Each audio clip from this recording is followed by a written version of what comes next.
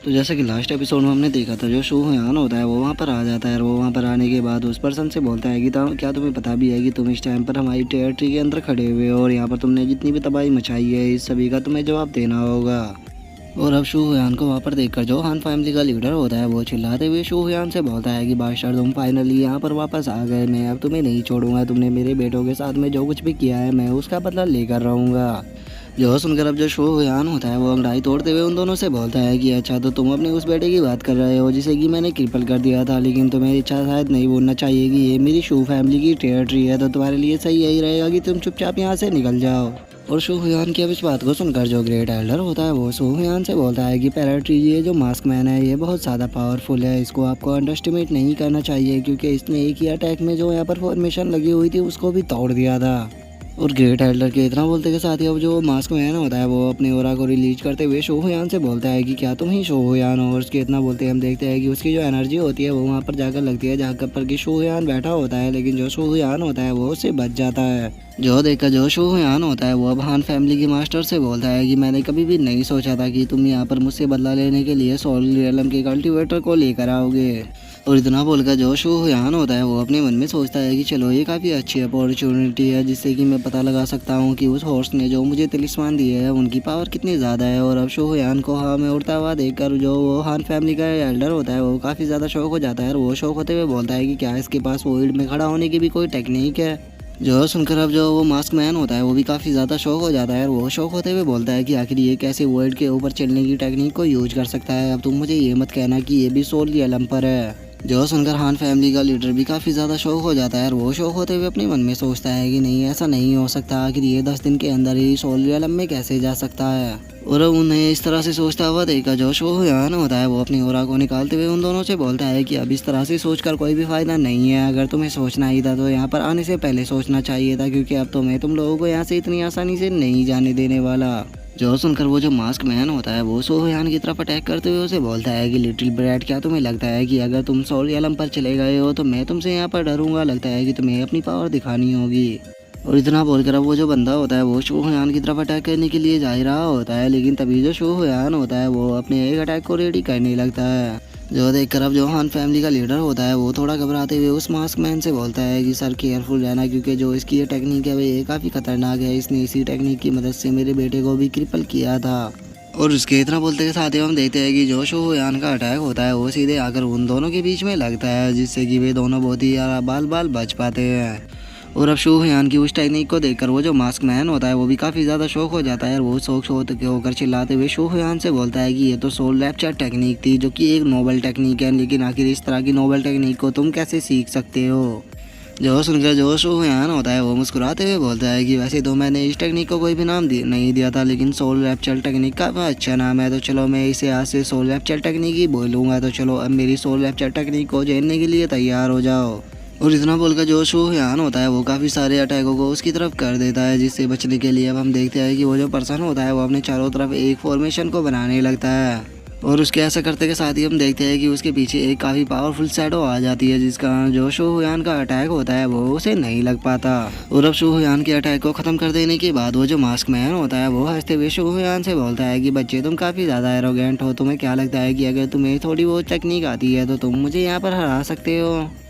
तो चलो अगर ऐसी बात है तो अब तुम मेरी डिवाइन बॉडी को झेलने के लिए तैयार हो जाओ। मैं मानता हूँ कि तुम्हारे पास काफ़ी टेक्निक है, लेकिन उसके बाद भी तुम यहाँ पर बिना डिवाइन बॉडी के मुझे यहाँ पर नहीं हरा पाओगे।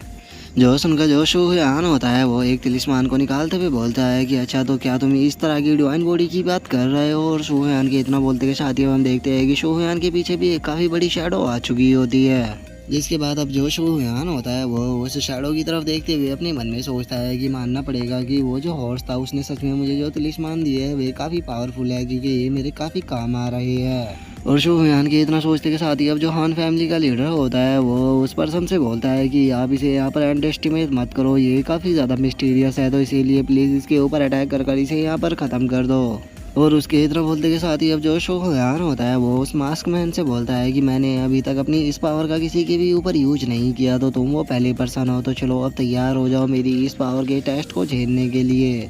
जो सुनकर अब जो मास्क मैन होता है वो अपने हाथों को फोल्ड करते हुए सूहयान से बोलता है कि ठीक है, अगर ऐसी बात है तो चलो फिर मेरे ऊपर अटैक करो, क्योंकि मैं भी देखना चाहता हूँ कि आखिर ये तुम्हारी डिवाइन बॉडी कितनी पावरफुल है। और उसके इतना बोलते के साथ ही अब जो सूहयान होता है वो सीधे उसके ऊपर काफी पावरफुल अटैक को कर देता है, जो कि सीधे आकर उससे टकराता है। और उसे देखकर अब हम देखते हैं कि उसकी हालत भी बहुत ही ज्यादा खराब हो जाती है। जिसके बाद अब हम देखते हैं कि जो सूहयान का अटैक होता है उससे वहाँ पर काफ़ी बड़ा गड्ढा हो चुका होता है। जिसे देखकर जो सूहयान होता है वो हंसते हुए बोलता है कि सच में तुम्हारी हिम्मत कैसे हो गई मेरे सामने इस तरह से एरोगेंट बनने की। तुम तो बहुत ही ज़्यादा कमज़ोर थे। अब मुझे नहीं पता कि मेरे इस अटैक से तुम जिंदा बचोगे या नहीं, तुम जिंदा रहते हो या मरते हो, ये बस अब तुम्हारी किस्मत के ऊपर ही डिपेंड करता है। और सूहयान के इतना बोलते के साथ ही हम देखते हैं कि उसकी डिवाइन बॉडी के ऊपर जो तिलिस्मान लगा होता है वो भी अब धीरे धीरे कर गायब होने लगता है। और उसी के साथ में वो बॉडी भी वहाँ से गायब हो जाती है, जिसे देखकर सूहयान शौक होते हुए बोलता है कि क्या ये केवल एक ही अटैक कर सकती थी। और सूहयान के इतना बोलते के साथ ही हम देखते हैं कि जो हान फैमिली का लीडर होता है वो ग्रेट एल्डर के गले को पकड़ते हुए सूहयान से बोलता है कि सूहयान, यहाँ पर तुम बहुत खेल लिए, अब एक जगह पर रुक जाओ।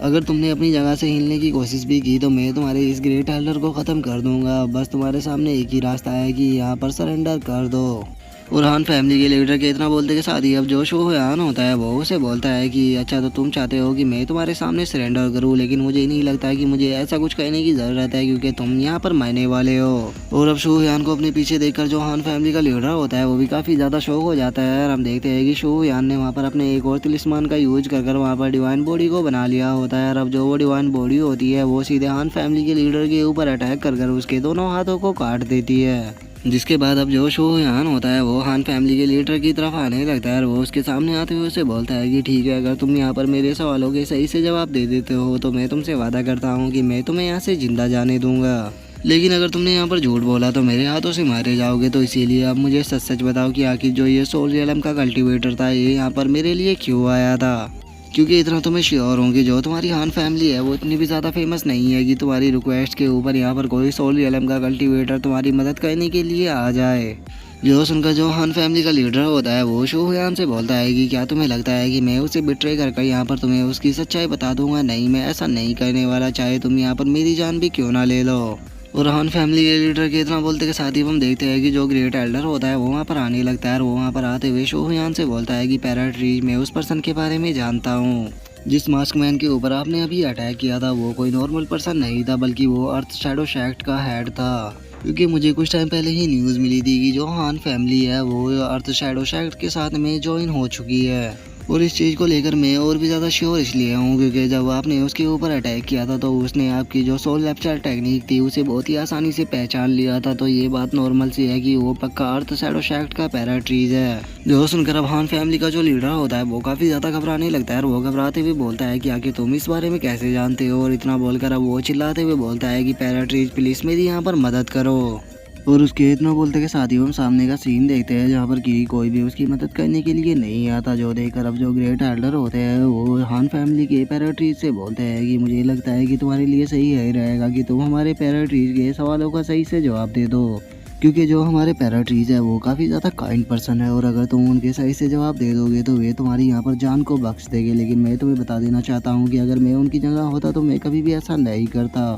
और ग्रेट एल्डर की अब इस बात को सुनकर जो हान फैमिली का हेड होता है वो भी समझ जाता है कि वो अब यहाँ पर कुछ भी नहीं कर पाएगा। और अब वो सूहयान से बोलता है कि ठीक है, मैं अब तुम्हारी यहाँ पर सारी बातों का जवाब देने के लिए तैयार हूँ। जब तुमने हांडू को हरा दिया था तो उस टाइम पर जो हमारी हान फैमिली है उसने इस चीज़ को डिक्लाइन कर दिया था कि तुम्हारी शू फैमिली के साथ में हमारी अब हान फैमिली कोई भी पंगा नहीं लेगी। लेकिन पता नहीं एकदम कहाँ से एक दिन जो ये पैराट्रीज था ये हमारी हान फैमिली के अंदर आ गया और इसने हमारी हान फैमिली के अंदर आकर इसने अपनी नोबल फैमिली की हमारी हान फैमिली को एक सबॉर्डिनेट बनने का ऑफर दिया। और चूंकि ये जो ऑफर था ये बहुत ज़्यादा बड़ा था तो इसीलिए हमारी हान फैमिली भी इस चीज़ के लिए तैयार हो गई। और उसके बाद इसने हमें बताया कि जो डिवाइन बीस्ट है वो हमारी इस गोवा शोंग सिटी के अंदर ही अपेयर हुआ है। जो सुनकर अब जो सूहयान होता है वो उसे बोलता है कि अच्छा, तो क्या तुम उसी डिवाइन बीस्ट को ढूंढने के लिए आए थे? लेकिन अगर तुम उस डिवाइन बीस्ट को ढूंढ रहे थे तो फिर तुम यहाँ पर मुझे ढूंढने के लिए क्यों आए गए? तुम्हें ऐसा तो नहीं लगता कि वो डिवाइन बीस्ट मेरे पास में ही है? जो सुनकर अब जो हान फैमिली का लीडर होता है वो सूहयान से बोलता है कि हम यहाँ पर इसलिए आए थे क्योंकि जो तुम्हारी फैमिली है और इससे आगे की वो कुछ बोल पाता। हम देखते हैं कि एक वेपन उसकी तरफ आने लगता है जो कि सीधे जाकर उसकी गर्दन के अंदर टकराता है, जिस कारण अब वो बंदा वहीं पर ही मारा जाता है।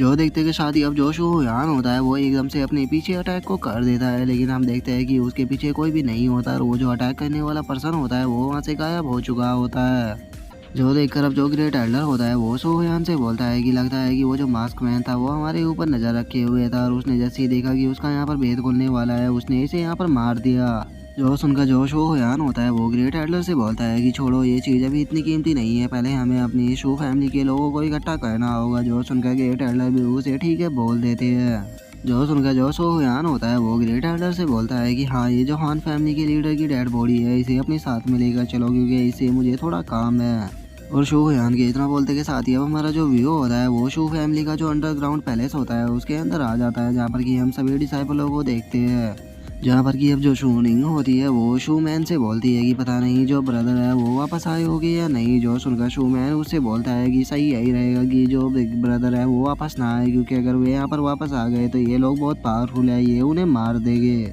जो सुनकर जो शूनिंग होती है वो शू मैन से बोलती है कि नहीं मुझे ऐसा नहीं लगता, मुझे लगता है कि जो बिग ब्रदर है वो अब काफ़ी ज़्यादा पावरफुल हो चुके हैं और वो बहुत ही आसानी से इन दोनों को हरा सकते हैं। और शोनिंग की इस बात को सुनकर जो शू मैन होता है वो शोनिंग से बोलता है कि नहीं मुझे ऐसा नहीं लगता है कि जो बिग ब्रदर है वो उन दोनों को हरा पाएगी, क्योंकि जो हान फैमिली का पैराट्रीज था वो सोलरियलम पर था और वहीं अगर उस मास्क मैन की बात की जाए तो वो तो उससे भी ज़्यादा पावरफुल था, क्योंकि उसके जो कल्टीवेशन का लेवल था वो सोल मिस्ट्री रियलम था। और मुझे नहीं लगता कि जो ग्रेट एल्डर है वो भी उसे रोक पाए होगी, क्योंकि वो ग्रेट एल्डर से ये लेवल से भी काफ़ी ज़्यादा ऊपर था। तो अगर ब्रदर यहाँ पर आए तो वे पक्का मारे जाएंगे।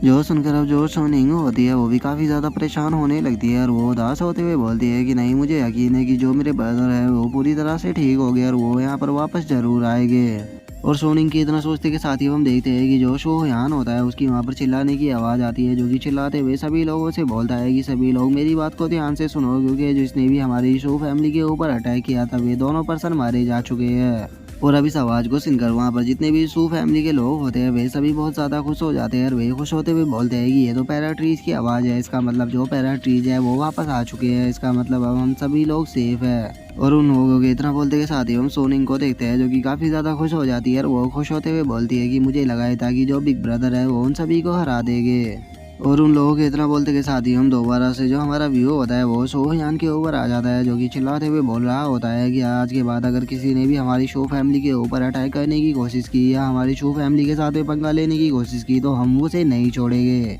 और सोहयान के इतना बोलते के साथ ही अब हमारा जो व्यू होता है वो मोजिन के ऊपर आ जाता है, जिससे कि सोहयान की आवाज़ आ रही होती है और वो सोहयान की आवाज़ को सुन के बोलता है कि सच में ये बंदा कितना टैलेंटेड है, इसके बारे में मैं जितना ज़्यादा जान रहा हूँ ये मुझे उतना ही ज़्यादा शो कर रहा है। और आज के इसके इस एक्शन को देखकर तो मैं खुद भी काफ़ी ज़्यादा शौक हो चुका हूँ, इसका मतलब अब दोबारा से मेरा जो प्लान था मुझे उसे बदलना होगा। और उतना बोलकर अब जो मोजिन होता है वो अपने साथ में आए हुए एल्डर से बोलता है कि ठीक है अब मुझे तुम ये बताओ कि जो चीज़ें है वो किस तरह से चल रही है और जो तुम्हारी प्रिपरेशन है वो कितनी हो गई है। जो सुनकर अब जो वो एल्डर होता है वो मोजिन से बोलता है कि मेरा जो काम है वो बिल्कुल फाइनल स्टेज पर आ चुका है, लेकिन मुझे नहीं लगता कि अभी ये टेस्ट करने के लिए लायक है, क्योंकि अभी इसकी जो स्किल है वो पूरी तरह से मर्ज नहीं हुई। जो सुनकर जो मोजिन होता है वो उससे बोलता है कि इससे कोई भी फ़र्क नहीं पड़ता, तुम बस प्लान को स्टार्ट करो। जो सुनकर अब जो वो एल्डर होता है वो भी मुझिन से बोलता है कि ठीक है। और उसके इतना बोलते के साथ ही हम देखते हैं कि एक पर्सन अंधेरे से निकल कर बाहर आने लगता है, जो कि देखने में पूरी तरह से जो हांडू होता है उसकी तरह ही लग रहा होता है।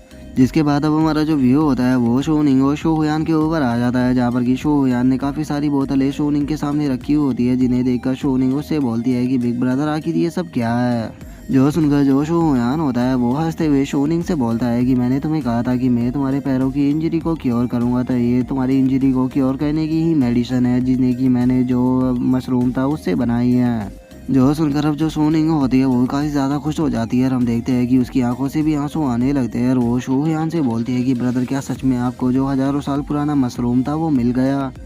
जो सुनकर जो शोहयान होता है वो उस बोतल को खोलते हुए सोनिंग से बोलता है कि हाँ बिल्कुल, क्या तुम्हें लगता है कि जो तुम्हारा ब्रदर है वो ऐसे मोमेंट पे तुम्हारे साथ मजाक करेगा? चलो अब बातें करना बंद करो, क्योंकि मैं अब तुम्हारे पैरों की इंजरी को हील करने वाला हूँ। जैसे ही ये जो लिक्विड है ये तुम्हारी बॉडी के अंदर जाएगा तो याद रखना तुम्हें इससे काफ़ी ज़्यादा पेन होगा, लेकिन तुम्हें इस पेन को झेलना होगा, क्योंकि ये तुम्हारे पैरों को ठीक करने के लिए ज़रूरी है। जो सुनकर सोनिंग भी ठीक है बोल देती है। जिसके बाद हम देखते हैं कि वो जो मशरूम की लिक्विड होती है वो सीधे शोनिंग की तरफ जाने लगती है और वो जाके सीधे शोनिंग के फोरहेड के अंदर लगती है, जिस कारण हम देखते हैं कि अब जो शोनिंग होती है उसके अंदर से बहुत ही ज़्यादा फायर निकलने लगती है, जिस कारण उसे काफ़ी ज़्यादा पेन भी हो रहा होता है। और वो चिल्लाते हुए शोहयान से बोलती है कि ब्रदर शोहयान, इससे तो मुझे बहुत ज़्यादा पेन हो रहा है, मुझे ऐसा लग रहा है कि मेरी बॉडी पूरी तरह से जल जाएगी, मैं इसे और ज़्यादा नहीं झेल सकती। और शोनिंग के इतना बोलते के साथ ही हम देखते हैं कि उसकी बॉडी में भी अब आग लगना शुरू हो जाती है, जिस कारण अब वहाँ पर काफ़ी बड़ा धमाका होता है और चारों तरफ आग ही आग फैलने लगती है, जिसे देखकर जो शोहयान होता है वो घबराते हुए बोलता है कि आखिर ऐसा क्यों हो रहा है, इस मशरूम का तो कोई भी साइड इफेक्ट नहीं था। और शोहयान के इतना सोचते के साथ ही अब हम देखते हैं कि जो शोनिंग होती है उसकी बॉडी से एक फायर फियोनिक्स निकल कर बाहर आ जाती है, जिसे देखकर शोहयान भी काफ़ी ज़्यादा शौक हो जाता है और अब वो फायर बर्ड की तरफ देखते हुए उसे बोलता है कि फायर बर्ड, मुझे यहाँ पर थोड़ी तुम्हारी मदद की ज़रूरत है। जो सुनते के साथ ही अब जो फायर बर्ड होती है वो शोहयान की बॉडी के ऊपर जो फायर होती है वो सारी को अपने अंदर एब्जॉर्ब करना शुरू कर देती है। जो देखकर जो शोहयान होता है वो अपने पास से बाकी की बोतलों को भी निकालने लगता है और वो उन्हें निकालते हुए अपने मन में सोचता है कि मेरे पास यही टाइम है, जल्द से जल्द मुझे इनका यूज करना होगा, और इतना बोलकर वो उन बोतलों को भी खोल देता है। जिस कारण हम देखते हैं कि वो जो लिक्विड होता है वो शोनिंग की तरफ जाने लगता है और वहीं दूसरी तरफ जो फायर बर्ड होता है वो शोनिंग के ऊपर लगी हुई फायर को अपने अंदर एब्जॉर्ब कर रहा होता है। जिसके बाद हम देखते हैं कि वो मशरूम का जितना भी लिक्विड होता है वो शोनिंग की बॉडी के अंदर जाने लगता है, जिस कारण दोबारा से उसकी बॉडी के अंदर काफ़ी ज़्यादा फायर लगने लगती है, लेकिन वहीं जो फायर बर्ड होता है वो उस सारी फायर को अपने अंदर एब्सॉर्ब कर रहा होता है। जिसके अब हम थोड़ी देर बाद का सीन देखते हैं जहाँ पर कि जो शोहयान होता है उसने सारे मशरूम के लिक्विड को शोनिंग की बॉडी के अंदर डाल दिया होता है। और अब जो शोहयान होता है वो शोनिंग की तरफ देखते हुए बोलता है कि मुझे कभी भी नहीं लगा था कि शोनिंग के पास में फायर स्पिरिट होगी, सच में अगर मेरे पास में ये डिवाइन बीस्ट नहीं होता तो मैं यहाँ पर शोनिंग की कुछ भी मदद नहीं कर पाता।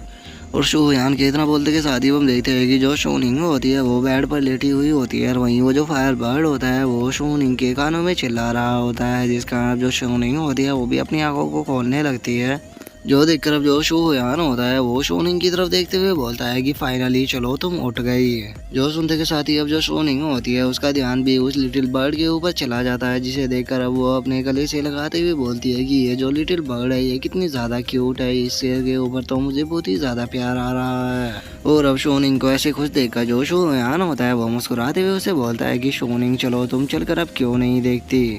जो सुनकर जो शोनिंग होती है वो काफ़ी ज़्यादा शौक हो जाती है और वो शौक होते हुए शोहयान से बोलती है कि क्या सच में तुमने मेरे पैरों को हील कर दिया। जो सुनकर जो शोहयान होता है वो शोनिंग के हाथ को पकड़कर उठाते हुए उससे बोलता है कि तुम्हें मेरे ऊपर यकीन तो है ना। जो सुनकर अब जो शोनिंग होती है वो भी अपने पैर को ज़मीन पर रख देती है, जिसे देखकर वो भी काफ़ी खुश हो जाती है और वो खुश होते हुए बोलती है कि ब्रदर सच में मेरे पैर तो हील हो गए। जो सुनकर जो शोहयान होता है वो भी मुस्कुराने लगता है और वो मुस्कुराते हुए शोनिंग से बोलता है कि हाँ चलो अब ये मैटर तो ख़त्म हो गया, चलो अब मैं तुम्हें एक टेक्निक को सिखाता हूँ और इस टेक्निक की मदद से तुम बहुत ही अच्छे से चल पाओगी। जो सुनकर अब जो शोनिंग होती है वो भी बेड के ऊपर बैठ जाती है और जो शोहयान होता है वो शोनिंग से बोलता है कि ठीक है मैं तुम्हें अब वो टेक्निक सिखाने वाला हूँ, लेकिन याद रखना जब तक कि तुम अच्छे से चलना नहीं सीख जाती तुम बाहर नहीं जाओगी। जो सुनकर जो शोनिंग होती है वो भी ठीक है शोहयान बोल देती है, जिसके बाद अब जो शोहयान होता है वो थोड़ा सोचते हुए शोनिंग से बोलता है कि जो स्पिरिचुअल एनर्जी होती है पहले हम कल्टीवेशन करके उसे अपनी बॉडी के अंदर एब्जॉर्ब करते हैं, उसके बाद ही उसका यूज कर पाते हैं। लेकिन मैं तुम्हें यहाँ पर आज एक डिफरेंट मेथड सिखाने वाला हूँ जिसकी मदद से तुम डायरेक्टली ही स्पिरिचुअल एनर्जी का यूज कर पाओगी और उसी के साथ में तुम्हारी जो पावर है वो भी काफ़ी ज़्यादा बढ़ जाएगी। और शोहयान के इतना बोलते के साथ ही अब जो शोमैन होता है वो वहाँ पर आ जाता है और वहाँ पर आते हुए बोलता है कि ब्रदर मैं वापस आ गया। और उसे देखकर जो शोहयान होता है वो मुस्कुराते हुए उससे बोलता है कि शोमैन क्या मैंने तुम्हें जो कहने के लिए बोला था तुमने उस काम को कर दिया। जो उनका जो शोमैन होता है वो शोहयान को बताता है कि हाँ ब्रदर मैंने आपके उस काम को कर दिया, लेकिन आज के बाद मुझे इस तरह के काम को करने को मत बोलना, क्योंकि आपके उस काम को करने के चक्कर में मुझे ऐसा लग रहा था कि जैसे कि मैं हार्ट अटैक से ही मर जाऊंगा। और अब शोमैन की इस बात से हमें पता लगता है कि जो शोहयान था उसने जो हान फैमिली के पैराट्रिज की डेड बॉडी थी उसे कहीं ठिकाने लगाने के लिए बोला था। जो सुनकर जो शोहयान होता है वो मासूम सा फेस बनाते हुए उससे बोलता है कि मैं क्या करता, मेरे पास में कोई दूसरा पर्सन ऐसा नहीं था जिससे कि मैं इस काम को करवा पाता, क्योंकि ग्रेट एल्डर काफ़ी ज़्यादा इंजर्ड थे, इसीलिए वो वहाँ पर हील करने के लिए चले गए, इसीलिए मैंने तुम्हें ये काम करने के लिए बोला था। और इतना बोलकर अब जो शोहयान होता है वो शोनिंग को एक कल्टीवेशन की टेक्निक देते हुए उसे बोलता है कि तुम इस टेक्निक की प्रैक्टिस करो और इस में अगर तुम्हें कुछ भी समझ में ना आए तो तुम मेरे पास में आकर इस बारे में पूछ सकती हो। और शू यान के इतना बोलते के साथ ही अब हमारा जो व्यू होता है वो शू फैमिली का जो सर्वेंट शू शैंग होता है उसके ऊपर आ जाता है, जिसे कि बहुत ही ज्यादा गुस्सा आ रहा होता है और वो गुस्से में बोलता है कि नहीं ऐसा नहीं हो सकता, आखिर वो अकेला ही है, इतने दो पावरफुल लोगों को कैसे हरा सकते हैं, या जहाँ तक कि उनमें से तो एक सोल मिस्ट्री स्टेज रियलम पर था, तो फिर वो कैसे हार गया, मुझे तो इस चीज के ऊपर यकीन ही नहीं हो रहा। और उसके इतना बोलते के साथ ही अब हम देखते हैं कि जो शू यान होता है वो वहाँ पर आने लगता है, वो वहाँ पर आने के बाद उस सर्वेंट से बोलता है कि आखिर तुम किस बारे में बात कर रहे हो। और अब शू यान को वहाँ पर देखकर जो वो सर्वेंट होता है वो भी काफ़ी ज़्यादा घबराने लगता है, और वो घबराते हुए हंसते हुए शू यान से बोलता है कि यंग पैराट्रीज आप यहाँ पर क्या कर रही हो, आओ प्लीज आकर यहाँ पर बैठ जाओ। जो सुनकर अब जो शू मैन होता है उसे उसके ऊपर काफ़ी ज़्यादा गुस्सा आने लगता है, और वो गुस्से में चिल्लाते हुए बोलता है कि शू शैंग तुम्हारी हिम्मत कैसे हुई यंग पैराट्रीज को यंग पैराट्रीज कहने की, क्या तुम नहीं जानते कि ये पैराट्रीज बन चुके हैं। जो सुनकर शू यान उससे बोलता है कि छोड़ो, इससे कोई भी फर्क नहीं पड़ता। और इतना बोलकर अब जो शू यान होता है वो अंदर आने लगता है, और वो सामने की पड़ी हुई चीज़ों को देखते हुए बोलता है कि अरे वाह, यहाँ पर तो काफ़ी इंटरेस्टिंग चीज़ें पड़ी हुई है। जो सुनकर जो शू शैंग होता है वो हंसते हुए शू यान से बोलता है कि पैराट्रीज, क्या आप इस वुंड के बारे में बात कर रहे हो, ये वुंड मुझे जब मिला था जब आप हान फैमिली के पैराट्रीज से फाइट कर रहे थे। लेकिन पैराट्रीज, मैं आपसे पूछना चाहता हूँ कि क्या आप यहाँ पर किसी मेडिसिन को लेने के लिए आए हैं, अगर आप इस चीज़ के लिए आए हो तो मैं आपसे माफ़ी मांगना चाहूँगा, क्योंकि यहाँ पर कोई भी मेडिसिन नहीं बची, जितनी भी मेडिसिन थी वे सभी डिसाइपलों के लिए यहाँ से मैंने भेज दी। जो सुनकर जो शू यान होता है वो उसकी तरफ देखते हुए उससे बोलता है कि अरे वाह, तुम तो काफ़ी जेंटल पर्सन हो, जो कि तुम हमारी फैमिली के डिसाइपलों के लिए इतना ज़्यादा सोचते हो। लेकिन शू शैंग, यहाँ पर एक सवाल है जिसके बारे में मैं तुमसे जानना चाहता हूँ। जो सुनकर जो शू शैंग होता है वो घबराते हुए बोलता है कि पैराट्रीज पूछिए, आप मुझसे जो भी पूछना चाहते हो। जो सुनते के साथ ही अब जो शू यान होता है वो एकदम से उसके सामने आ जाता है, और वो उसकी तरफ देखकर गुस्से में उसे बोलता है कि मुझे तुम ये बताओ कि तुम्हें कैसे पता लगा कि जो हान फैमिली का लीडर है वो यहाँ पर अटैक करने के लिए आया था, क्योंकि वहाँ पर तो बस मैं और ग्रेट एल्डर ही थे। जो सुनकर अब जो शू शैंग होता है वो भी थोड़ा घबराने लगता है, और वो घबराते हुए शू यान से बोलता है कि पैराट्रीज में वहीं पर ही था, लगता है कि शायद आपने मेरे ऊपर ध्यान नहीं दिया। जो सुनकर जो शू यान होता है वो गुस्से में उसकी तरफ देखने लगता है, और वो गुस्से में उसकी तरफ देखते हुए उसे बोलता है कि ठीक है, तो फिर मैं अब तुमसे अपना लास्ट क्वेश्चन पूछने वाला हूँ। मुझे तुम ये बताओ कि आखिर जो हान फैमिली के पैराट्रीज की डेड बॉडी है वो यहाँ पर क्या कर रही है। और शू यान के इतना बोलते के साथ ही हम देखते हैं कि जो शू मैन होता है वो हान फैमिली की पैराट्रीज की डेड बॉडी के ऊपर रखे हुए सामान को उठाने लगता है। जो देखकर जो शू शैंग होता है वो गुस्से में शू मैन की तरफ बढ़ने लगता है, और वो शू मैन की तरफ बढ़ते हुए उससे बोलता है कि बेवकूफ़, तुम्हारी हिम्मत कैसे हुई उस चीज़ को उठाने की, क्या तुम नहीं जानते कि यहाँ पर तुम्हारी हैसियत क्या है। लेकिन तभी हम देखते हैं कि जो शू वान होता है वो वहाँ पर एक एनर्जी के हैंड को बनाकर शू शैंग को पकड़ लेता है, और उसे पकड़ने के बाद उससे बोलता है कि तुम्हारी हिम्मत कैसे हुई मेरे सामने इस तरह से अटैक करने की, तुम्हारे लिए सही यही रहेगा कि तुम चुपचाप मेरे सवालों के जवाब दो। जो सुनकर जो शू शैंग होता है वो शू हुआन से बोलता है कि जो नोबेल फैमिली है उन्हें पहले ही पता लग चुका है कि तुमने ये डिवाइन बीस्ट को पकड़ा है, तो इसीलिए तुम्हारे लिए सही यही रहेगा कि तुम उस डिवाइन बीस्ट को नोबेल फैमिली को लौटा दो, नहीं तो वे तुम्हें जिंदा नहीं छोड़ेंगे।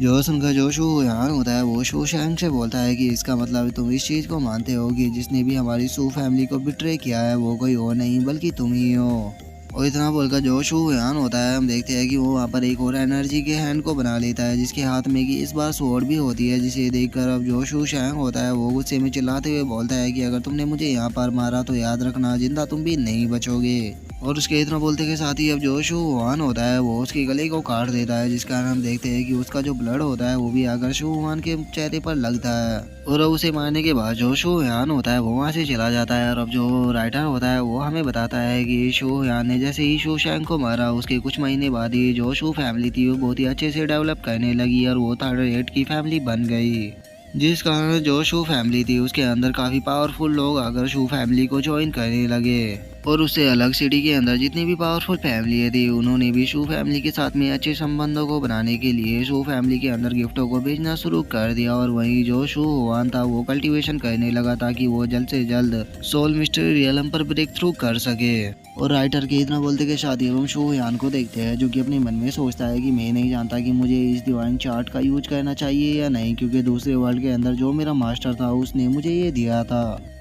अगर इस डिवाइन चार्ट टेक्निक की बात की जाए तो इसे मेरे मास्टर सुन पोंग ने क्रिएट किया था, जो कि एक काफ़ी पावरफुल टेक्निक है, जिसके अंदर की कल्टीवेशन करने के लिए हमें बहुत ही ज़्यादा एक पावरफुल क्यूआई की ज़रूरत होती है। और जब मेरे मास्टर ने मुझे ये टेक्निक दी थी तो उस टाइम पर मेरी जो पावर थी वो काफ़ी ज़्यादा बढ़ गई थी, और अगर मुझे कुछ और टाइम मिलता तो हो सकता था कि मैं इस कल्टीवेशन रियलम के पिनेकल पर पहुंच सकता था। लेकिन चूंकि उन तीनों एम्पररों की वजह से मेरी जो लाइफ थी वो पूरी तरह से बर्बाद हो गई। लेकिन अब यहाँ इस वर्ल्ड के अंदर मैं इस कल्टीवेशन की टेक्निक को पूरी तरह से कल्टीवेट नहीं कर सकता, क्योंकि इटर्नल कॉन्टिनेंट के अंदर इतनी पावरफुल क्यूआई नहीं है। तो इसीलिए मुझे यहाँ पर धीरे धीरे कर ही कल्टीवेशन करना होगा, नहीं तो मेरी जो बॉडी है वो एक्सप्लोर हो जाएगी। लेकिन मैं यहाँ पर धीरे धीरे कर भी कल्टीवेशन नहीं कर सकता, तो इसीलिए मुझे अपनी लाइफ को रिस्क पर डालना होगा और मुझे अपने मास्टर की उस टेक्निक को ही प्रैक्टिस करना होगा। लेकिन चूंकि अभी मैं सोल रियलम के बिल्कुल पीक पर पहुंच चुका हूं, तो इसीलिए मुझे उस कल्टीवेशन के मेथड का यूज कर जल्द से जल्द ब्रेक थ्रू करना होगा, ताकि मैं और भी जल्दी पावरफुल बन सकूँ। क्योंकि मुझे नहीं पता कि मेरे जो दुश्मन है वो कब तक मेरा पता लगा पाएंगे। और शो हुयान के इतना सोचते के साथ ही हम देखते हैं कि जो शो नहीं होती है वो वहाँ पर आ जाती है, और वो वहाँ पर आते हुए पूछती है कि ब्रदर शो हुयान क्या आप यहाँ पर हो। और इतना बोलकर अब जो शो नहीं होती है वो शो हुयान की तरफ देखते हुए उससे मुंह फुलाकर बोलती है कि ब्रदर शो हुयान ये अच्छी बात नहीं है, आपकी जो हाइट है वो दोबारा से इतनी ज़्यादा बढ़ गई है। आपने मुझसे वादा किया था कि हम दोनों साथ में बड़े हो गए, लेकिन आपको देखो आपने अपनी हाइट को मुझसे ज़्यादा बढ़ा लिया, ये बिल्कुल भी फेयर नहीं है। और अब इतना बोलकर जो शो नहीं होती है वो गुस्सा करने लग जाती है। और अब उसकी ऐसी प्यारी प्यारी बातें सुनकर जो शो हुयान होता है वो भी हंसने लगता है, और वो हंसते हुए उसे बोलता है कि ठीक है चलो अब मुझे ये बताओ कि जो तुम्हारी कल्टीवेशन है वो कैसी चल रही है। जो सुनकर अब जो शो नहीं होती है वो शो हुयान को अपनी फायर निकाल कर दिखाते हुए उसे बोलती है कि ब्रदर शो हुयान मेरी जो कल्टीवेशन है वो काफ़ी अच्छे से चल रही है। और अब उस फायर को देखकर शो हुयान भी काफ़ी ज़्यादा शौक हो जाता है, और वो शौक होते हुए सोनिंग से बोलता है कि ये तो हाई ग्रेड की स्पिरिचुअल फायर है, क्या तुम अपनी स्पिरिचुअल फायर को फायर स्पिरिट में भी कन्वर्ट कर सकती हो। जो सुनकर अब जो शो नहीं होती है वो शो हुयान से बोलती है कि हाँ मैं ऐसा कर सकती हूँ। और अब इतना बोलकर वो अपनी स्पिरिचुअल फायर को फायर स्पिरिट में कन्वर्ट करने लगती है, जिस कारण शो हुयान की भी थोड़ी जाकर फ्लेम लग जाती है। जो देखकर अब जो शो नहीं होती है वो शो हुयान से माफ़ी मांगते हुए उससे बोलती है कि ब्रदर प्लीज़ मुझे माफ़ कर देना, क्योंकि मेरा अपनी फायर के ऊपर कंट्रोल नहीं रहा था, कहीं आपको चोट तो नहीं आ गई, आप ठीक तो हो ना। जो सुनकर जो शो हुयान होता है वो उससे बोलता है कि छोड़ो मुझे ऐसी छोटी मोटी फायरों से कुछ भी नहीं होगा, मुझे तुम ये बताओ कि तुम्हारा जो कल्टीवेशन का लेवल है वो अब कितना हो गया है। जो सुनकर शोनिंग उसको बताती है कि मेरा अभी कल्टीवेशन का लेवल इतना नहीं बढ़ा, मैं केवल मार्शल इन्हेंसमेंट रियलम पर ही पहुंची हूँ। जो सुनकर जो शो हुयान होता है वो शोनिंग की तारीफ करते हुए से बोलता है कि ये तो काफ़ी अच्छी बात है, तुमने अभी इतने लंबे टाइम से कल्टीवेशन भी नहीं की, लेकिन उसके बाद भी तुम इतनी जल्दी मार्शल इन्हेंसमेंट रियलम पर पहुंच गई। और इतना बोलते के साथ ही अब जो शो हुयान होता है वो बहुत ज़्यादा शौक हो जाता है, और वो शौक होकर चिल्लाते हुए बोलता है कि एक मिनट रुको, क्या तुमने अभी कहा कि तुम मार्शल इन्हेंसमेंट रियलम के एडवांस रियलम पर चली गई हो। जो सुनकर जो शो नहीं होती है वो उदास होते हुए शो हुयान से बोलती है कि हाँ ब्रदर मैं बहुत ज़्यादा स्लो हूँ, मैं जानती हूँ कि मेरी कल्टीवेशन का लेवल आपके जितना हाई नहीं है, आपने मुझे कल्टीवेशन करने के लिए इतनी अच्छी टेक्निक दी थी,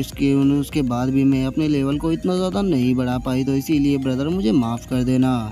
जो सुनकर जो शो हुयान होता है वो शोनिंग के सर के ऊपर हाथ फेरते हुए उससे बोलता है कि पागल तुम्हें उदास होने की बिल्कुल भी ज़रूरत नहीं है, तुम हमारे सेक्ट के अंदर इस टाइम पे सेकंड सबसे पावरफुल पर्सन हो, और अगर तुम इसी तरह से कल्टीवेशन करती रही तो मुझे पक्का यकीन है कि तुम एक दिन मुझे भी पीछे छोड़ दोगी। और इतना बोलकर वो अपने मन में सोचता है कि सच में इसकी कल्टीवेशन की स्पीड बहुत ज़्यादा अच्छी है, और मुझे लगता है कि ये कुछ टाइम बाद ही सोल रियलम पर भी ब्रेक थ्रू कर जाएगी। और इतना सोचकर अब जो शो हुयान होता है वो शोनिंग से बोलता है कि शोनिंग क्या तुम मेरा एक काम कर सकती हो, क्या तुम ग्रैंड एल्डर के पास में जाकर उनको बोल सकती हो कि सभी लोग वो इकट्ठा करें, क्योंकि मुझे कुछ अनाउंस करना है। जो सुनकर जो शोनिंग होती है वो भागते हुए वहाँ से जाने लगती है, और वो वहाँ से जाते हुए शो हुयान से बोलती है कि ठीक है ब्रदर मैं अभी जाकर ग्रैंड एल्डर से ये बात बोलती हूँ। और उसके वहाँ से चले जाने के बाद जो शो हुयान होता है वो अपने मन में सोचता है कि मैं अब अपनी कल्टीवेशन की पीक पर पहुँच चुका हूँ, तो अब अगर मुझे आगे बढ़ना है तो मुझे रियल बैटल एक्सपीरियंस की ज़रूरत होगी, नहीं तो उसके बिना मेरा आगे बढ़ना काफ़ी ज़्यादा मुश्किल हो जाएगा। और शो हुयान के इतना बोलते के साथ ही अब हमारा जो व्यू होता है वो मैन हॉल के ऊपर आ जाता है, जहाँ पर कि हम देखते हैं कि शो हुयान और बाकी के सभी एल्डर इकट्ठा हो चुके होते हैं। जिसके बाद अब जो शो हुयान होता है वो उन लोगों से बोलता है कि हमारी जो शो फैमिली है उसे अभी बहुत बड़े केओस से गुजरना पड़ा है, और इसका सबसे बड़ा कारण मैं हूँ, क्योंकि मैं अपने पैराट्रीज की भूमिका को अच्छे से नहीं निभा पाया। तो इसीलिए आज मैंने ये डिसाइड किया है कि मैं अपनी पैराट्रीज की जो पोजीशन है उसे छोड़ दूंगा, और यहाँ पर जो भी सबसे सूटेबल पर्सन है उसे न्यू पैराट्रीज बनाऊंगा। और शो हुयान के इतना बोलते के साथ ही अब जो ग्रेट एल्डर होता है वो खड़ा होते हुए शो हुयान से बोलता है कि पैराट्रीज हम आपकी इस बात को मानने के लिए बिल्कुल भी तैयार नहीं है, क्योंकि आप हमारे सेक्ट के सबसे बेस्ट पैराट्रीज है, क्योंकि आपके कारण ही जो शो फैमिली है वो सबसे स्ट्रॉन्ग फैमिली बन पाई है। और ग्रेट एल्डर के इतना बोलते के साथ ही अब जो फोर्थ एल्डर होता है वो शोहयान से बोलता है कि पैराट्रीज, मैंने सुना है कि जो डिवाइन बीस्ट है वो आपके द्वारा ही लाया गया है, इसीलिए हान फैमिली का जो पैराट्रीज था उसने शैडो सेक्ट के पैराट्रीज के साथ में मिलकर हमारे सेक्ट के ऊपर हमला किया था और उसी के साथ में जो सर्वेंट शू शैंग है वो भी गायब है। तो इसीलिए मुझे लगता है कि बहुत ही जल्द हमारी शू फैमिली के ऊपर दोबारा से अटैक होने वाला है। और फोर्थ एल्डर की अब इस बात को सुनकर जो एक पर्सन होता है वो फोर्थ एल्डर से बोलता है कि फोर्थ एल्डर, आपकी जो बात है वो बिल्कुल भी सही नहीं है, क्योंकि हमारा जो पैराट्रीज है वो बहुत ज़्यादा पावरफुल है। उसने बहुत ही आसानी से सोल मिस्ट्री रियलम के कल्टीवेटर को भी हरा दिया था, तो फिर आखिर किसके अंदर इतनी हिम्मत होगी जो कि हमारी सू फैमिली के ऊपर अटैक कर सके।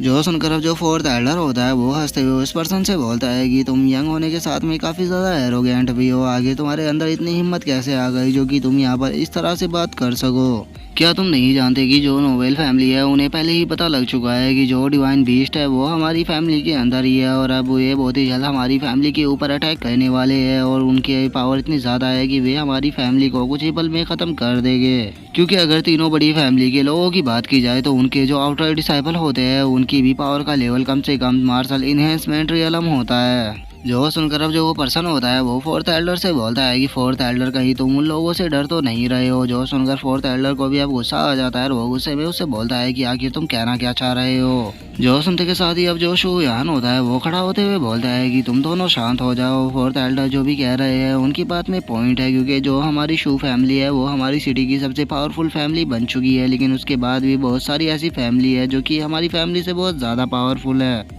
तो इसीलिए यहाँ पर मैंने डिसाइड किया है कि जो ग्रेट एल्डर है वो हमारी शू फैमिली के न्यू पैराट्रीज होंगे, और मैं यहाँ से बाहर जाऊँगा ताकि मैं प्रैक्टिस कर सकूँ, और प्रैक्टिस करने के बाद और भी ज़्यादा पावरफुल बन सकूँ। और जब मेरी पावर इनफ हो जाएगी अपनी फैमिली को प्रोटेक्ट करने के लिए, उसके बाद हम अपनी शू फैमिली को इस वर्ल्ड की सबसे पावरफुल फैमिली बनाएंगे। और शोहयान की अब इस बात को सुनकर जो ग्रेट एल्डर होता है वो चिल्लाते हुए शोहयान से बोलता है कि पैराट्रीज, आप ऐसा नहीं कर सकते, क्योंकि मैं अब ओल्ड हो चुका हूँ और मुझे नहीं लगता कि मैं शू फैमिली को प्रोटेक्ट कर सकता हूँ। शू फैमिली को आपके जैसे यंग पैराट्रीज की ज़रूरत है, ना कि मेरे जैसे ओल्ड मैन की।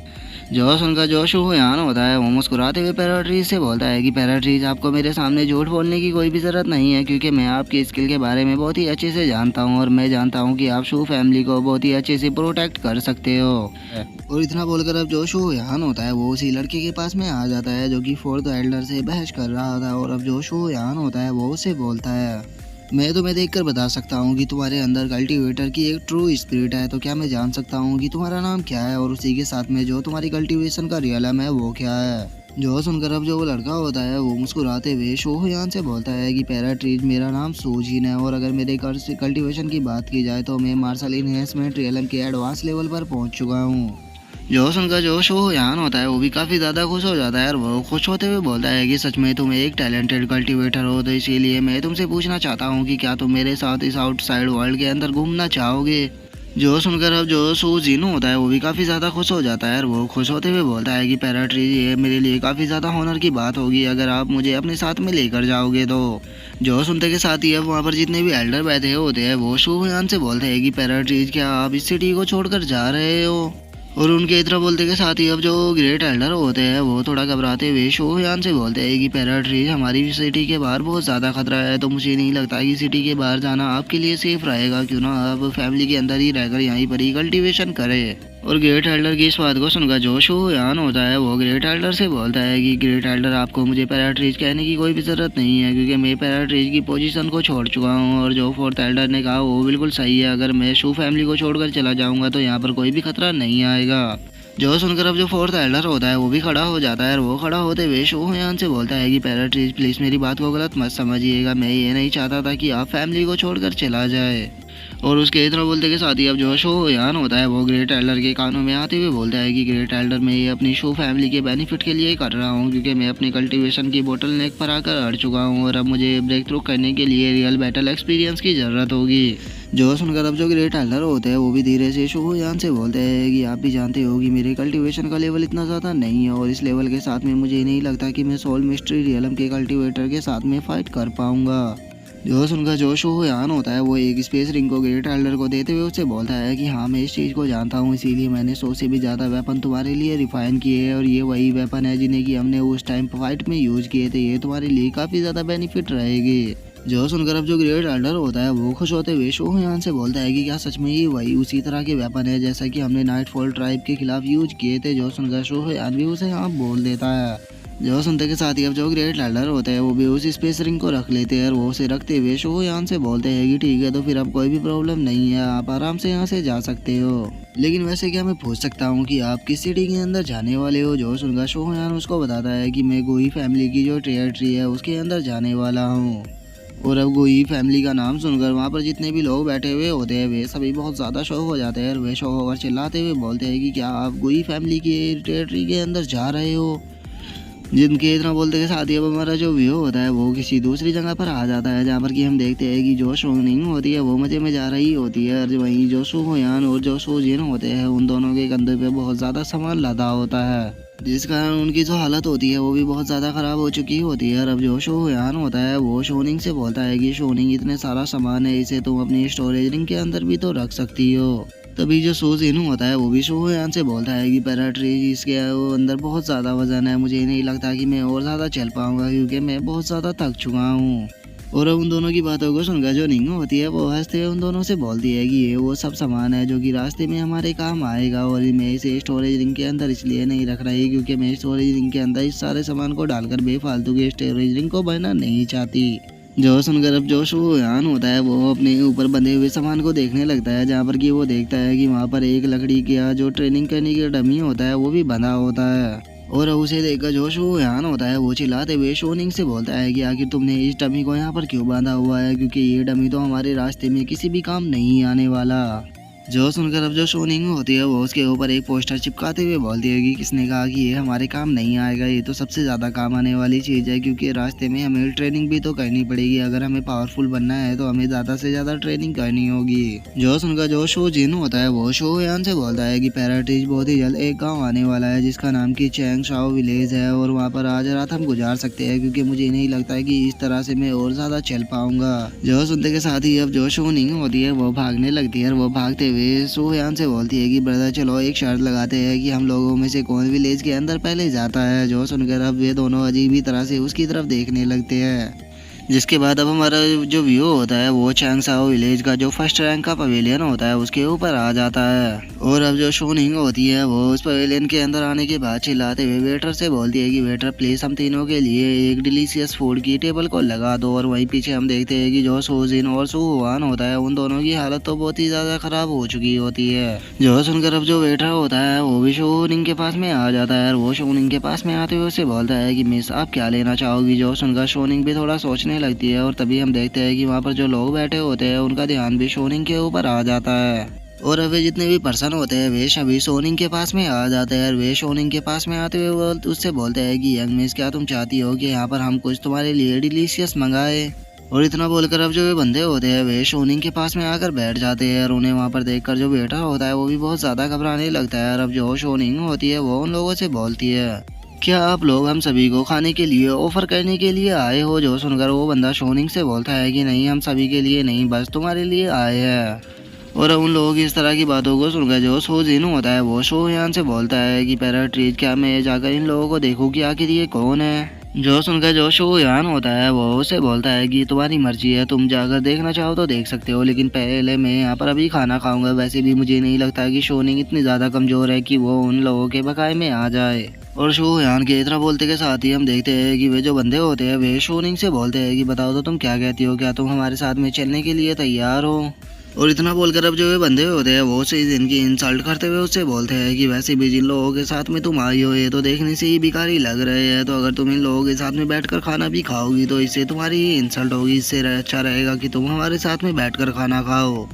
जो सुनकर अब जो सोजिन होता है वो भी खड़ा हो जाता है और वो गुस्से में उन लोगों की तरफ देखते हुए उन लोगों से बोलता है कि तुम लोग बहुत ज़्यादा एरोगेंट हो लेकिन मैं अभी खाना खाना चाहता हूँ, तुम्हारे जैसे बास्टर्डों के साथ में खेलने का मेरे पास टाइम नहीं है, तो अगर तुम लोग अपने पैरों पर खड़ा रहना चाहते हो तो चुपचाप यहाँ से निकल जाओ। जो सुनकर अब जो बंदा होता है उसे बहुत ज़्यादा गुस्सा आ जाता है और वो गुस्से में चिल्लाते हुए सोजिन से बोलता है कि बास्टर्ड आखिर तुम खुद को समझते क्या हो, तुम्हारी हिम्मत कैसे हुई मेरी इस तरह से इंसल्ट करने की। क्या तुम जानते भी हो कि मैं स्काई सेक्ट से हूँ और स्काई सेक्ट के साथ में प्रॉब्लम लेना तुम्हें बहुत ज़्यादा भारी पड़ सकता है। और इतना बोलकर अब जो वो बंदा होता है वो सोजिन के ऊपर अटैक कर देता है, लेकिन तभी हम देखते हैं कि वहाँ पर कोई पर्सन आकर उसके अटैक को रोक लेता है। और उसके अटैक को रोकने के बाद अब वो उसे बोलता है कि क्या तुम प्लीज यहाँ पर शांत हो सकते हो, क्योंकि चैंगशान विलेज का मैनेजर होने के नाते मैं नहीं चाहता कि यहाँ पर कोई भी बवाल खड़ा हो। जो सुनकर अब जो बंदा होता है वो उस मैनेजर से बोलता है कि मैं यहाँ पर बस इस प्यारी सी लड़की के साथ में खाना खाना चाहता हूँ, तो फिर आखिर मैनेजर को इससे क्या प्रॉब्लम है।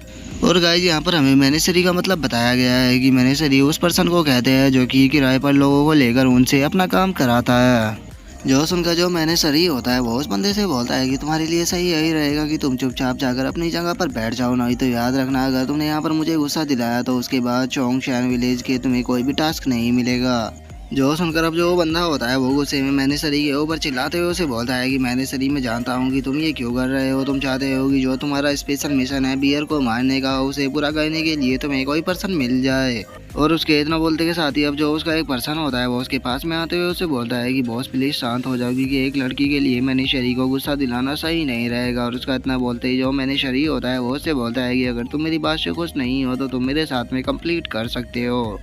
जो सुनकर अब जो बंदा होता है वो वहाँ से जाने लगता है और वो वहाँ से जाते हुए मैनेजरी से बोलता है कि ठीक है मैं अभी के लिए यहाँ से जा रहा हूँ, लेकिन याद रखना आज यहाँ पर जो कुछ भी हुआ है तुम्हें इसके लिए हमेशा रिग्रेट रहेगा। और अब उस बंदे के इतना बोलते के साथ ही जो शोयान होता है वो उस मैनेजरी का शुक्रिया अदा करते हुए उससे बोलता है कि हमारी मदद करने के लिए आपका बहुत बहुत शुक्रिया, लेकिन मैं आपसे पूछना चाहता हूँ कि क्या आप सच में इस विलेज की मैनेजरी हो। जो सुनकर अब जो मैनेजरी होता है वो शोयान से बोलता है कि प्लीज़ इस बारे में मेंशन मत करो। जो सुनकर अब जो शोनिंग होती है वो वहाँ पर बैठे हुए लोगों को देखने लगती है और वो उन लोगों को देखते हुए बोलती है कि इन लोगों के जो कपड़े हैं वो तो हमसे बहुत ज़्यादा अलग है। जो सुनकर अब जो मैनेजरी होता है वो निंग से बोलता है कि क्या तुम यहाँ पर जो गाओशांग सिटी है वहाँ से आए हो। जो सुनकर शोयान उसको बताता है कि हाँ हम गाओशांग सिटी से ही यहाँ पर आए हैं। जो सुनकर अब जो मैनेजरी होता है वो शोयान को बताने लगता है कि तुम जानते ही होगे कि जो इटर्नल बेस्ड कॉन्टिनेंट है उसके अंदर काफ़ी सारे एम्पायर है और वे जितने भी एम्पायर है उनकी खुद की अलग रेसिस और खुद का अलग कल्चर है। और कुछ ऐसे रीजन होते हैं जो कि काफ़ी ज़्यादा छोटे होते हैं जिन्हें कि एम्पायर नहीं कहा जा सकता, तो इसीलिए उन्हें बफर जोन कहा जाता है। और जो हमारा ये जो चैंगशान विलेज है ये जो बफर जोन होता है और जो एम्पायर होते हैं उन दोनों के बीच में ट्रांजैक्शन को कराता है, तो इसीलिए तुम्हें यहाँ पर जगह जगह के लोग देखने के लिए मिल जाएंगे। और इससे अलग एक और चीज़ है, जो ये बफर जोन के एडमिनिस्टर है इन्होंने काफ़ी पावरफुल फैमिली को बनाया हुआ है और वही फैमिली चारों तरफ रोल करती है। और इन फैमिली के जो लोग होते हैं वे काफ़ी ज़्यादा क्रूअल होते हैं और वे लोगों को मारने से पहले एक बार भी नहीं सोचते। और इतना बोलकर अब जो मैनेजरी होता है वो अजीब सा फेस बनाते हुए शोनिंग से बोलता है कि इसीलिए तुम्हें यहाँ पर बहुत ज़्यादा केयरफुल रहना होगा, अगर तुम केयरफुल नहीं रहोगी तो रात को कोई आकर तुम्हें मार देगा। और उसकी इस तरह की हरकतों को देखकर जो शोनिंग होती है वो उसे बोलती है कि तुम्हें इस तरह से एक्टिंग करने की बिल्कुल भी ज़रूरत नहीं है, क्योंकि तुम बिल्कुल भी डरावने नहीं लग रहे। और अब शोनिंग की इस बात को सुनकर जो मैनेजरी होता है वो भी शांत होते हुए उसे बोलता है कि ठीक है मैं अब तुम्हें एक चीज़ और बताता हूँ। जो ये बफर जोन होता है ये जो एम्पायर होते हैं उनके साथ में चीज़ों और मटेरियलों को एक्सचेंज करता है, इसीलिए जो बफर जोन है उसने जगह जगह पर फैक्शनों को बनाया हुआ है ताकि वो मिशन की मदद से जो मटेरियल है उन्हें इकट्ठा कर सके। इसीलिए दूर दूर से लोग आते हैं ताकि वे मटेरियलों को ढूंढ कर ला सके और यहाँ से पैसे को कमा सके। जो सुनकर अब जो शोयान होता है वो भी उस मैनेजरी के पास में आते हुए उससे बोलता है कि अच्छा तो मुझे ये बताओ कि क्या ये जो स्काई सेक्ट है ये भी उन्हीं फोर्सों में से एक है जो कि तुमने अभी बताया था। जो सुनकर जो मैनेजरी होती है वो शोयान से बोलती है कि हाँ वो उनमें से ही एक है, लेकिन और इससे आगे की वो कुछ बोल पाती। वहाँ पर जो एक बंदा बैठा होता है वो अपने साथी से बोलता है कि ये क्या तुमने सुना है कि माउंटेन के अंदर एक 4th ग्रेड का मैजिकल बीस्ट अपेयर हुआ है जिसे मारने के लिए 30 लोग गए हैं, क्योंकि जो मैनेजरी गिल्ड है उसने अनाउंस किया है कि कोई भी अगर उस मैजिकल बीस्ट को मार देगा तो उसे 1 लाख गोल्ड कॉइन दिए जाएंगे। और उन लोगों की इस बात को सुनकर जो शोनिंग होती है वो काफ़ी ज़्यादा खुश हो जाती है और वो खुश होते हुए शोयान से बोलती है कि ब्रदर शोयान क्यों ना हम इस टास्क को कंप्लीट करें। जो सुनकर अब जो मैनेजरी होता है वो उन लोगों के ऊपर चिल्लाते हुए बोलता है कि क्या तुम लोग पागल हो गए हो, 4th ग्रेड का जो मैजिकल बीस्ट होता है वो बहुत पावरफुल होता है और उसे एक्सपीरियंस वाले लोग ही चैलेंज कर पाते हैं, तो क्या तुम्हें लगता है कि तुम उसे हरा पाओगे। लेकिन हम देखते हैं कि वे तीनों मैनेजरी की बात के ऊपर बिल्कुल भी ध्यान नहीं देते और जो शोयान होता है वो शोनिंग से बोलता है कि ठीक है अगर ऐसी बात है तो हम यहाँ से चलते हैं। जो देखकर अब जो मैनेजरी होता है वो अपने मन में सोचता है कि ये लोग तो मेरी बात के ऊपर ध्यान ही नहीं दे रहे।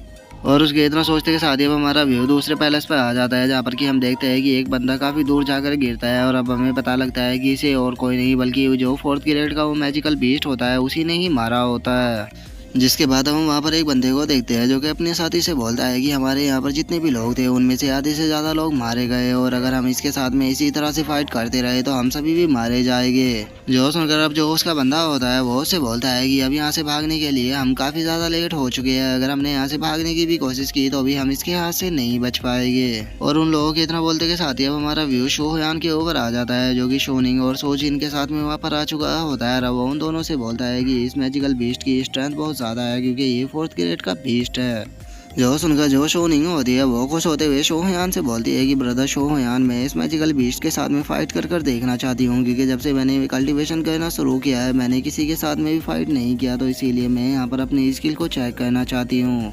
जो सुनकर जो शोहयान होता है वो सोनिंग से बोलता है कि नहीं अभी तुम फाइट करने के लिए रेडी नहीं हो, और इतना बोलकर वो सोजिन से बोलता है कि सोजिन क्या तुम इससे फाइट करने में इंटरेस्टेड हो, अगर तुम इससे फाइट करने में इंटरेस्टेड हो तो जाओ जाकर इसके साथ में फाइट करो। जो सुनकर जो सोजिन होता है वो घबराते हुए शोहयान से बोलता है कि माय लॉर्ड क्या मैं ऐसा कर पाऊंगा क्योंकि ये मैजिकल बीस्ट काफ़ी पावरफुल है। और उन दोनों की इस तरह की बातों को सुनकर जो शोनिंग होती है उसे बहुत ज़्यादा गुस्सा आ रहा होता है। वो गुस्से में बोलती है कि डैम इट, इस चीज़ को मैं करना चाहती थी लेकिन बिग ब्रदर मुझे इस चीज़ के लिए भेज ही नहीं रहे। और उसके इतना बोलते के साथ ही अब जो सोजिन होता है वो अपने वेपनों को निकाल कर अब उस मैजिकल बीस्ट की तरफ जाने लगता है। जो देखकर अब जो शोनिंग होती है वो शोहयान से बोलती है, ब्रदर शोहयान आपने उसे अकेले फाइट करने के लिए क्यों भेज दिया, क्योंकि वो इतना ज़्यादा पावरफुल नहीं है और हो सकता है कि जो 4th ग्रेड का मैजिकल बीस्ट है वो उसे चोट पहुंचा दे। सो सुनकर शोहयान उसे बोलता है कि तुम्हें चिंता करने की ज़रूरत नहीं है, मेरे रहते हुए उसे कुछ भी नहीं होगा। और शोहयान के इतना बोलते के साथ ही हम शोजिन को देखते हैं जो कि उस मैजिकल बीस्ट के पास में आ चुका होता है और वो चिल्लाते हुए उस मैजिकल बीस्ट से बोलता है कि गंदे जानवर कहीं गए, यहाँ पर मैं तुमसे फाइट करने के लिए आया हूँ। और उसके इतना बोलते के साथ ही अब जो वो मैजिकल बीस्ट होता है वो सीधे उसके ऊपर अटैक करने के लिए आने लगता है। और अब उस मैजिकल बीस्ट की स्पीड को देखकर शोहयान भी काफ़ी ज़्यादा शौक हो जाता है और वो शौक होते हुए अपने मन में सोचता है कि ये मैजिकल बीस्ट तो उससे भी ज़्यादा फास्ट है जितना कि मैंने सोचा था। और इतना बोलकर वो चिल्लाते हुए सोजिन से बोलता है कि सोजिन उसके अटैक से बचो। और शोहयान के इतना बोलते के साथ ही जो सोजिन होता है वो बहुत ही आसानी से उस मैजिकल बीस्ट के अटैक से बचकर दोबारा से ज़मीन पर आ जाता है। लेकिन तभी हम देखते हैं कि वो जो मैजिकल बीस्ट होता है वो दोबारा से शोहयान के ऊपर अटैक करने के लिए आने लगता है, जिससे कि जो शोहयान होता है वो इस बार डोज नहीं कर पाता है और हम देखते हैं कि सीधा अटैक उससे जाकर टकराता है, जिसका अब जो शोहयान होता है वो भी थोड़ा सा इंजर्ड हो चुका होता है। जो देखकर अब जो शोहयान होता है वो उस मैजिकल बीस्ट की तरफ देखते हुए बोलता है कि सच में ये मैजिकल बीस्ट बहुत ज़्यादा तेज़ है, मैं बस सही टाइम पर रहते हुए वहाँ से हट गया इसीलिए मैं इतना ज़्यादा इंजर्ड नहीं हुआ, नहीं तो मेरी यहाँ पर जान भी जा सकती थी। जो देखकर अब जो शोनिंग होती है वो शोहयान से बोलती है कि ब्रदर शोहयान हमें उसकी मदद करने के लिए जाना चाहिए, वो मैजिकल बीस्ट बहुत ज़्यादा पावरफुल है, वो उसे हैंडल नहीं कर पाएगा। जो सुनकर जो शोहयान होता है वो शोनिंग से बोलता है कि मुझे उसके ऊपर यकीन है कि वो इसे हैंडल कर लेगा। और इतना बोलकर अब जो शोहयान होता है वो चिल्लाते हुए सोजिंग से बोलता है कि सोजिंग तुम इसके खिलाफ केवल अपनी पावर का यूज कर नहीं जीत सकते, तुम्हें इसके खिलाफ अपनी माइंड का भी यूज करना होगा। और शोहयान के अभी तरह बोलते के साथ ही हम देखते हैं कि वो जो बीस्ट होता है वो सीधे सोजिन के ऊपर अटैक करने के लिए आता है, लेकिन जो सोजिन होता है वो पहले तो अपनी स्पीड का इस्तेमाल कर उसके अटैक से बचता है और अब उसके पीछे आकर अपने दोनों जो नाइफ होते हैं उसे उसकी खाल के अंदर घुसा देता है। लेकिन उस जो बीस्ट की जो खाल होती है वो काफ़ी ज़्यादा मोटी होती है, जिस कारण उसके दोनों नाइफ से भी उस बीस्ट को कोई भी फर्क नहीं पड़ता। जो देखकर अब जो सोजिन होता है वो भी थोड़ा परेशान होने लगता है और उसे भी समझ में नहीं आता कि वो यहाँ पर क्या करे। जो देखकर अब जो शोहयान होता है वो सोजिन से बोलता है कि सोजिन तुम इसकी उस जगह पर अटैक कर रहे हो जहाँ पर ये इसकी जो खाल है वो बहुत ज़्यादा मोटी है, तुम्हें उस जगह पर अटैक करना चाहिए जहाँ पर ये इसके अंग सबसे ज़्यादा नाजुक है। जो सुनकर अब जो सोजिन होता है वो भी मुस्कुराने लगता है और वो मुस्कुराते हुए बोलता है कि ठीक है पैराट्रीज, मैं इस चीज़ को ट्राई करता हूँ। और इतना बोलते के साथ ही अब वो सीधे उस बीस्ट के ऊपर अटैक करने के लिए जाने लगता है और हम देखते हैं कि जो सोजियान होता है वो जंप कर काफ़ी ज़्यादा ऊपर आ जाता है और काफ़ी ऊपर आने के बाद वो उस डेमोनिक बीस्ट को देखते हुए बोलता है कि ठीक है तो पहले इसके हाथों से शुरुआत करते हैं। और इतना बोलकर जो सोजिन होता है वो अपने नाइफ से सीधे उस बीस्ट के हाथों के ऊपर अटैक को कर देता है। लेकिन वो जो बीस्ट होता है उसे सोजिन के इस अटैक से भी कुछ भी नहीं हुआ होता है, वो सोजिन को पकड़ने के लिए उसके ऊपर अटैक करता है, लेकिन जो सोजिन होता है वो अपनी स्पीड का इस्तेमाल कर उसके अटैक से बच जाता है और अब वो जंप कर एकदम से जो वो डेमोनिक बीस्ट होता है उसके मुंह के पास में आ जाता है। और उसके मुंह के पास में आने के बाद अब जो सूजीन होता है वो उस डेमोनिक बीस्ट के आंखों के अंदर अपने नाइफ को घुसा देता है, जिस कारण अब जो वो डेमोनिक बीस्ट होता है वो जोर जोर से चिल्लाने लगता है। लेकिन जो सूजीन होता है वो यहाँ पर भी नहीं रुकता और वो उस डेमोनिक बीस्ट पर लगातार उसके नाजुक अंगों पर अटैक करना शुरू कर देता है। और अब एंड में उसकी कमर के ऊपर अटैक करते हुए जो सूजीन होता है वो उस डेमोनिक बीस्ट से बोलता है कि ये तुम्हारा आखिरी नाजुक अंग था, तो अब तुम मरने के लिए तैयार हो जाओ क्योंकि ये तुम्हारा एंड है। और सूजीन के इतना बोलते के साथ ही हम देखते हैं कि वो जो डेमोनिक बीस्ट होता है वो वहीं जमीन पर गिरकर मर जाता है। जिसके बाद अब जो शूयान होता है वो सूजीन के पास में आ जाता है और वो सूजीन के पास में आने के बाद उसकी तारीफ करते हुए उससे बोलता है कि सूजीन मानना पड़ेगा, तुम काफ़ी अच्छे हो क्योंकि तुमने अपनी केवल स्किल की मदद से अपने से भी पावरफुल अपोनेंट को यहाँ पर हरा दिया। जो सुनकर जो सूजीन होता है वो शोहयान से बोलता है कि मास्टर ये सब कुछ आपके कारण ही हो पाया है, अगर आपने मुझे फाइट के दौरान पॉइंट आउट नहीं किया होता तो मुझे नहीं लगता कि मैं इस डेमोनिक बीस्ट को इतनी आसानी से हरा पाता। और अब बार बार खुद को मास्टर कहता हुआ देखकर जो शोहयान होता है वो सूजीन से बोलता है कि देखो मैं अब तुम्हारा मास्टर नहीं रहा हूँ, तो इसीलिए तुम्हें मुझे इस तरह से बार बार मास्टर बोलने की ज़रूरत नहीं है, तुम मुझे यहाँ पर ब्रदर बोल सकते हो। और उसके इतना बोलते के साथ ही हम देखते हैं कि वहाँ पर जितने भी लोग होते हैं वे सभी वहाँ पर आने लगते हैं और वे वहाँ पर आते हुए बोलते हैं कि आगे तुम यहाँ पर क्या करने की कोशिश कर रहे हो, इस 4th ग्रेड के मॉन्स्टर को यहाँ पर हमने मारा था, तो फिर तुम्हारी हिम्मत कैसे हुई इसे आकर अपना बनाने की। जो सुनकर अब जो शोनिंग होती है वो गुस्से में उन लोगों के ऊपर चिल्लाते हुए उन लोगों से बोलती है कि सच में तुम कितने बड़े बेशर्म हो, अगर हमने यहाँ पर आकर इस डेमोनिक बीस्ट को नहीं मारा होता तो तुम में से कोई भी यहाँ पर चिंता नहीं बचता, लेकिन तुम्हें देखो शुक्रिया अदा करने की जगह तुम इसे कब जाने की सोच रहे हो। जो सुनकर अब जो वे बंदे होते हैं वे गुस्से में शोनिंग की तरफ देखते हुए उससे बोलते हैं कि लड़की क्या तुम हमारे साथ में यहाँ पर मजाक कर रही हो, इस डेमोनिक अंदर बीस्ट के अंदर इतनी हिम्मत ही नहीं बची थी कि वो यहाँ पर हमें मार पाता क्योंकि हमने उसे बुरी तरह से इंजर्ड कर दिया था।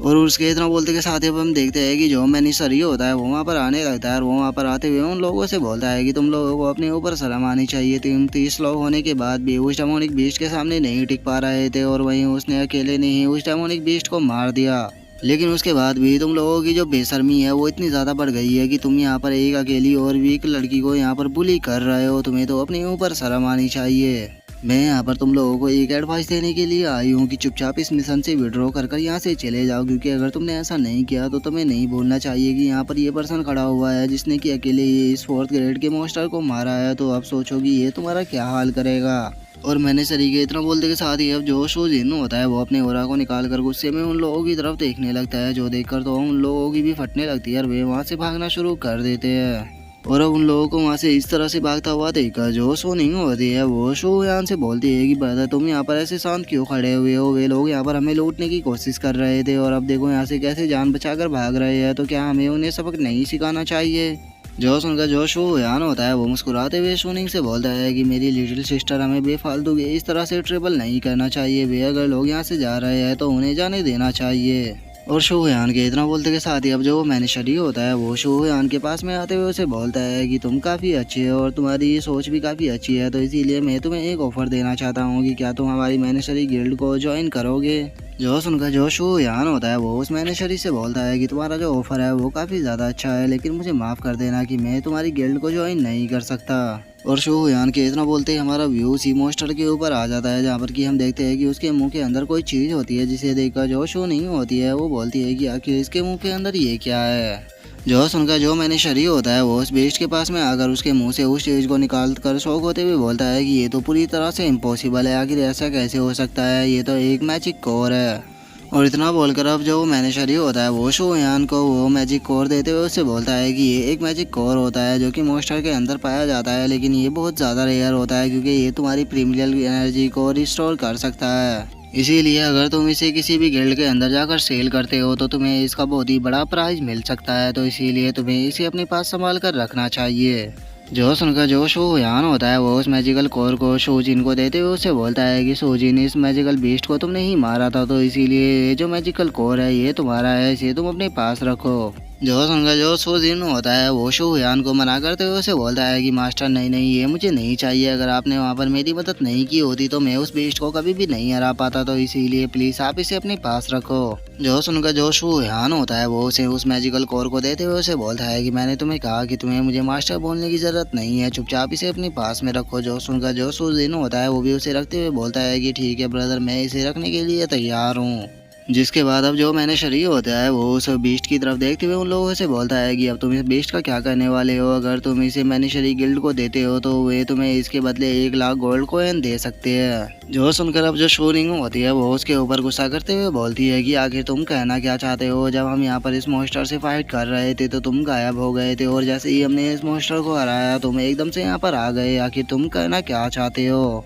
और शोनिंग की इस बात को सुनकर वो जो मैनेजरी होता है वो हंसते हुए शोनिंग से बोलता है कि तुम मुझे गलत समझ रही हो। मैं मैनेजरी गिल्ड का एक मेंबर हूँ तो इसीलिए मैं यहाँ पर तुम लोगों के पास में इसीलिए आया हूँ क्योंकि तुमने मिशन को कंप्लीट कर दिया। तो इसीलिए मैं तुम्हें यहाँ पर गाइड करूँगा ताकि तुम गिल्ड तक जा सको और तुम्हें तुम्हारे कॉइन मिल सके। जो सुनकर अब जो शू यान होता है वो शोनिंग के सर के ऊपर हाथ फेरते हुए उसे बोलता है कि शोनिंग हमें पैसे की काफ़ी ज़रूरत है और 1 लाख गोल्ड कॉइन हमारे लिए काफ़ी होने वाले हैं तो इसीलिए हमें इस ऑफर को मना नहीं करना चाहिए। और शोयान की अब इस बात को सुनकर वो जो मैनेजर होता है वो फुल जोश में आते हुए शोयान से बोलता है कि तुमने एक बहुत अच्छा डिसीजन लिया है तो इसीलिए अब तुम लोगों को टेंशन लेने की कोई भी ज़रूरत नहीं है। मैं तुम लोगों को यकीन दिलाता हूँ कि मैं तुम्हें इस मैजिकल बीस्ट के बदले बहुत ही अच्छा प्राइज़ दिलाऊंगा। और उसके इतना बोलते के साथ ही अब हमारा जो व्यू होता है वो मैनेजरी गिल्ड के ऊपर आ जाता है जहाँ पर कि हम देखते हैं कि एक पर्सन बैठा हुआ होता है और वो मैनेजरी को देखते हुए उससे बोलता है कि जरा देखो तो जो मैनेजरी गिल्ड का फॉर्मर मैनेजर है वो यहाँ पर आ गया और वो अपने साथ में यहाँ पर कुछ फ्रेंड को भी लेकर आया है। जो सुनकर अब जो मैनेजरी होता है वो गुस्से में अपने हाथ को उस टेबल के ऊपर मारते हुए उससे बोलता है कि गिल्ड के ऊपर जो भी टेबल था वो अब ख़त्म हो चुका है तो इसीलिए मैं इसका कोई छोटा मोटा प्राइज़ नहीं लूँगा। और उसकी इस तरह की बातों को सुनकर हम देखते हैं कि वे जो तीनों होते हैं वो अजीब सा फेस बनाकर उसकी तरफ ही देख रहे होते हैं।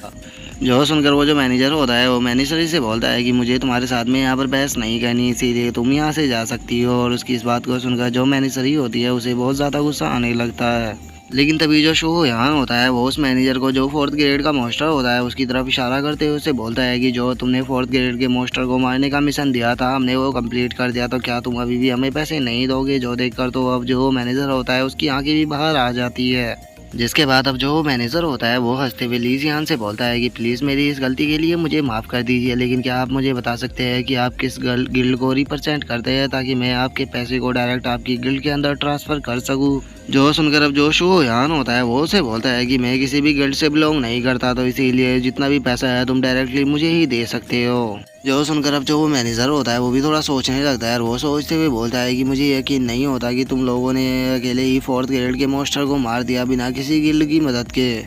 और उसके इतना बोलते के साथ ही हम देखते हैं कि पीछे से किसी के चिल्लाने की आवाज़ आती है जो कि चिल्लाते हुए लोगों से बोल रहा होता है कि मेरे रास्ते से हटो, तुम लोगों की हिम्मत कैसे हुई मेरे सामने आने की। जिसके बाद अब हमें पता लगता है कि ये पर्सन कोई और नहीं बल्कि वही है जिसने कि शोनिंग के साथ में पवेलियन के अंदर बदतमीजी की थी और वो वहाँ पर किसी पर्सन को लाते हुए उससे बोलता है कि ब्रदर ये वही लोग हैं। जो सुनकर अब जो बंदा होता है वो शोनिंग की तरफ बड़ी ही अजीब तरह से देखने लगता है। जो देखकर जो शोनिंग होती है वो गुस्से में पंच बनाते हुए उससे बोलती है कि तुम मेरी तरफ इस तरह से क्या देख रहे हो, क्या तुम मेरे हाथों से पिटना चाहते हो परवेट कहीं के। और शोनिंग की अब इस बात को सुनकर जो उसके साथी होते हैं उन्हें भी गुस्सा आ जाता है और वो शोनिंग के ऊपर गुस्सा करते हुए उससे बोलते हैं कि तुम्हारी हिम्मत कैसे हुई इन्हें परवर्ट कहने की। क्या तुम जानते भी हो कि जो इनके फादर है वो प्रेसिडेंट है स्काई सेक्ट के और इनका नाम ताई हाओ है। सच में तुम तो बहुत ही ज़्यादा बदतमीज हो, लगता है कि तुम्हें यहाँ पर थोड़ी तमीज़ सिखानी होगी। जो सुनकर अब जो ताई हाओ होता है वो उसे रोकते हुए बोलता है कि रुक जाओ, इतनी प्यारी और इतनी खूबसूरत लड़की को यहाँ पर इस तरह से ट्रीट करना मुझे अच्छा नहीं लग रहा। और इतना बोलकर अब जो ताई हाओ होता है वो शोनिंग के पास में आने लगता है और वो शोनिंग के पास में आकर अजीब सा फेस बनाते हुए शोनिंग से बोलता है कि तुम काफ़ी ज़्यादा खूबसूरत हो तो तुम अपने इस बिग ब्रदर के साथ में स्काई सेक्ट के अंदर क्यों नहीं चलती। जो सुनते के साथ ही अब जो शोजिन होता है वो शोनिंग के सामने आ जाता है और वो शोनिंग के सामने आते हुए ताई हाओ से बोलता है कि आखिर तुम यहाँ पर कहना क्या चाह रहे हो। जो सुनकर अब जो ताई हाओ होता है वो गुस्से में शोजिन से बोलता है कि बास्टर्ड कहीं कि आखिर तुम हो कौन और तुम्हारे जैसे एक मामूली से कीड़े की हिम्मत कैसे हुई मेरे सामने आने की। जो सुनकर अब जो शोजिन होता है वो अपने ओरा को निकालने लगता है और वो अपने ओरा को निकालते हुए ताई हाओ से बोलता है कि मैं इसका ब्रदर हूँ और मेरे यहाँ पर रहते हुए तुम मेरी सिस्टर के एक बाल को भी टच नहीं कर पाओगे। जो सुनकर अब जो ताई हाओ होता है वो शोजिन से बोलता है कि ठीक है, अगर ऐसी बात है तो फिर चलो हम एक बैट को लगाते हैं, अगर मैंने तुम्हें यहाँ पर हरा दिया तो तुम मेरे स्लेव बनोगे, बताओ अब क्या कहते हो। जो सुनकर अब जो सोजिन होता है उसे काफ़ी ज़्यादा गुस्सा आ जाता है और वो गुस्से में उसके ऊपर अटैक करते हुए बोलता है कि अपने मुंह को बंद करो। लेकिन हम देखते हैं कि जो ताई हाओ होता है वो उसके अटैक से काफ़ी आसानी से बच जाता है और वो उसके अटैक से बचते हुए बोलता है कि तुम तो काफ़ी ज़्यादा स्लो हो। और इतना बोलकर जो ताई हाओ होता है वो सोजिन के सर को पकड़ लेता है और वो उसके सर को पकड़ते हुए बोलता है कि तुम्हारे जैसे एक लिटिल से बास्टर्ड की हिम्मत कैसे हो गई मेरे जैसे वॉरियर के सामने इतना एरोगेंट बनने की। अब लगता है कि तुम्हें यहाँ पर सबक सिखाना ही होगा। और इतना बोलकर जो ताई हाओ होता है वो शोजिन को जमीन पर पटक देता है और उसे पटकने के बाद अब वो शोनिंग की तरफ देखते हुए उसे बोलता है कि देखो यहाँ पर जो पर्सन तुम्हारे साथ में आया था ये कितना ज़्यादा कमज़ोर है, ये तुम्हारा ध्यान नहीं रख पाएगा, तो इसीलिए तुम्हारे लिए सही यही रहेगा तुम मेरे साथ में चलो। जो सुनते के साथ ही अब जो सुयान होता है उसे भी काफ़ी ज़्यादा गुस्सा आ जाता है और वो गुस्से में ताई हाओ की तरफ देखते हुए उसे बोलता है कि मैं तुम्हें यहाँ पर एक चांस देता हूँ कि अभी तुमने जो कुछ भी बोला उसे वापस लो, नहीं तो तुम यहाँ से जिंदा नहीं जाओगे। जो सुनकर अब जो ताई हाओ होता है वो सुयान के पास में आते हुए उसे बोलता है कि अभी तुमने यहाँ पर क्या कहा, मैंने अच्छे से सुना नहीं, तो क्या तुम मुझे दोबारा बोल सकते हो जो तुमने अभी कहा। जो सुनकर अब जो मैनेजरी होती है वो गुस्से में ताई हाओ से बोलती है कि ताई हाओ आखिर तुम यहाँ पर करना क्या चाहते हो, क्या तुम नहीं जानते कि ये मैनेजरी की एंट्रेंस है और अगर तुमने यहाँ पर कुछ भी गड़बड़ करने की कोशिश की तो याद रखना है कि तुम्हें यहाँ पर बहुत ही बुरी तरह से पनिश किया जाएगा। जो सुनते के साथ ही अब जो मैनेजरी एसोसिएशन का मैनेजर होता है वो मैनेजरी से बोलता है कि तुम्हें मैनेजरी एसोसिएशन से पहले ही निकाल दिया गया है, तो इसीलिए तुम्हें यहाँ पर इस तरह से बात कहने की कोई भी ज़रूरत नहीं है, तुम यहाँ से जा सकती हो। जो सुनते के साथ ही अब जो मैनेजरी होती है वो गुस्से में उस मैनेजर से बोलती है कि फाइनली आज तुमने अपने असली रंग को दिखाई दिया, तुम कितने बड़े दोगले हो, लेकिन याद रखना कि मैं इसका बदला लेकर रहूंगी। और मैनेजरी के इतना बोलते ही हम अब ताई हाओ को देखते हैं जो कि शुयान से बोलता है कि तुम्हारे लिए सही यही रहेगा कि तुम अपने काम से काम रखो और यहाँ से दफा हो जाओ, नहीं तो देखो जरा उस पर्सन का मैंने क्या हाल किया है, मैं तुम्हारा भी उसके जैसा ही हाल करूँगा। जो सुनकर अब जो शोनिंग होती है उसे बहुत ज़्यादा गुस्सा आने लगता है, जो देखकर जो शुयान होता है वो मुस्कुराते हुए ताई हाओ से बोलता है कि तुम्हारे लिए सही यही रहेगा कि जल्दी से तुम अपने हाथ को मेरे ऊपर से हटा लो, नहीं तो अगर तुम यहाँ पर भुने हुए तंदूरी चिकन बन गए तो मुझे ब्लेम मत करना। और शुयान के अब इतना बोलते के साथ ही जो शोनिंग होती है वो गुस्से में ताई हाओ से बोलती है कि तुम्हारे लिए सही यही रहेगा कि तुम अपने गंदे हाथों को मेरे भाई के ऊपर से जल्द हटाओ। और इतना बोलते के साथ ही अब जो शोनिंग होती है वो अपने एक अटैक को बनाकर सीधे उसे ताई हाओ की तरफ कर देती है, जिस कारण अब जो ताई हाओ होता है उसे भी शुयान से दूर हटना पड़ जाता है। जो देखकर अब जो ताई हाओ के बंदे होते हैं वे भागकर ताई हाओ के पास में आने लगते हैं और वे ताई हाओ के पास में आते हुए उसे बोलते हैं कि ब्रदर आप ठीक तो हो ना। जो सुनकर अब जो ताई हाओ होता है वो गुस्से में बोलता है कि आखिर यहाँ पर एकदम से अभी क्या हुआ था, आखिर जो स्पीच ऑफ फ्लेम है वो एकदम से यहाँ पर कहाँ से आ गई थी। और उसके इतना बोलते के साथ ही अब जो शोनिंग होती है वो दोबारा से उसके ऊपर अटैक करते हुए बोलती है कि वो मैंने किया था। जो देखकर अब जो शुयान होता है वो भी काफ़ी ज़्यादा शौक हो जाता है और वो शौक होते हुए अपने मन में सोचता है कि नहीं ये सही नहीं हो रहा, ये यहाँ पर अपनी स्पिरिचुअल फायर और उसी के साथ में विल ऑफ वाइफ दोनों का यूज कर रही है। नहीं, मुझे जल्द से जल्द जाकर कुछ कहना होगा, क्योंकि अगर यहाँ पर इसी तरह से चलता रहा तो जो शोनिंग है वो बहुत ही ज़्यादा स्पिरिचुअल फ्लेम को रिलीज कर देगी, जिस कारण यहाँ पर काफ़ी ज़्यादा तबाही भी मच सकती है। और इतना सोचकर अब जो शुयान होता है वो अपने पास से एक तिलिस्मान को निकाल कर उसे सीधे ताई हाओ की तरफ लेकर बढ़ने लगता है। जो देखकर अब जो ताई हाओ होता है वो गुस्से में चिल्लाते हुए शुयान से बोलता है कि आखिर तुम कहना क्या चाह रहे हो और आखिर तुम लोग हो कौन और क्या तुम नहीं जानते कि आखिर मैं कौन हूँ। जो सुनकर जो शुयान होता है वो मुस्कुराते हुए उससे बोलता है कि ये पीस उसके लिए जो कि तुमने यहाँ पर आकर इतनी ज़्यादा एरोगेंस दिखाई, और रही बात कि आखिर मैं कौन हूँ तो तुम इसके लायक नहीं हो कि तुम ये जान सको कि मैं आखिर कौन हूँ। और इतना बोलकर जो शुयान होता है वो उस तिलिस्मान को सीधे उसके फोरहेड के ऊपर चिपका देता है, जिस कारण अब हम देखते हैं कि वहाँ पर जितनी भी स्पिरिचुअल फायर होती है वो सभी ताई हाओ की तरफ आने लगती है, जिस कारण अब वहाँ पर एक एनर्जी का बहुत ही बड़ा गोला बन चुका होता है, जिस कारण अब हम देखते हैं कि जो ताई हाओ होता है वो उस आग के बवंडर के अंदर आ चुका होता है और अब वो ज़ोर ज़ोर से चिल्लाने लगता है। और हम देखते हैं कि वहाँ पर इतनी तेज़ हवाएं चल रही होती है कि जो लोग वहाँ पर खड़े होते हैं उन्हें भी काफ़ी ज़्यादा प्रॉब्लम हो रही होती है। जिसके बाद अब हम ताई हाओ को देखते हैं जिसकी उस तिलिस्मान और फायर के कारण हालत बहुत ज़्यादा ख़राब हो चुकी होती है, जिसे देखकर अब जो शुयान होता है वो बोलता है कि ये बंदा तो बहुत ही बुरी हालत में पहुँच गया है और अब अगर इसके मैंने ऊपर एक अटैक भी कर दिया तो ये यहीं पर ही मर जाएगा। और शुयान के इतना बोलते के साथ ही हम देखते हैं कि जो ताई हाओ होता है वो ज़मीन पर गिरने लगता है। जो देखकर अब जो उसके साथी होते हैं वे भागकर ताई हाओ के पास में आ जाते हैं। और अब ताई हाओ की ऐसी हालत को देखकर वे जो बंदे होते हैं वो गुस्से में शुयान के ऊपर चिल्लाते हुए उससे बोलते हैं कि बास्टर्ड कि तुम हो कौन और तुम्हारी हिम्मत कैसे हुई हमारे ब्रदर की ऐसी हालत करने की, क्या तुम आज मरना चाहते हो। जो सुनकर अब जो शो यहाँ होता है वो हंसते हुए बोलता है कि लगता है कि हमने इस पर्सन को यहाँ पर बचाकर गलती की, इसे यहाँ पर मार देना ही चाहिए था, क्योंकि ये उसके बाद भी ये लोग हमें इस तरह से ट्रीट कर रहे हैं। जो सुनकर जो शोनिंग होती है वो बोलती है कि ठीक है तो फिर चलो इन्हें ख़त्म करते हैं। और अब शोनिंग की इस बात को सुनकर तो हम देखते हैं कि वहाँ पर जितने भी बंदे होते हैं उन सभी के पसीने छूटने लगते हैं और वे अपने साथी को वहाँ से उठाकर भागते हुए बोलते हैं कि याद रखना तुमने हमारे साथ में जो कुछ भी किया है उसका हम बदला लेकर रहेंगे, तुम्हारी इस बेइज्जती को हम कभी भी नहीं भूलेंगे।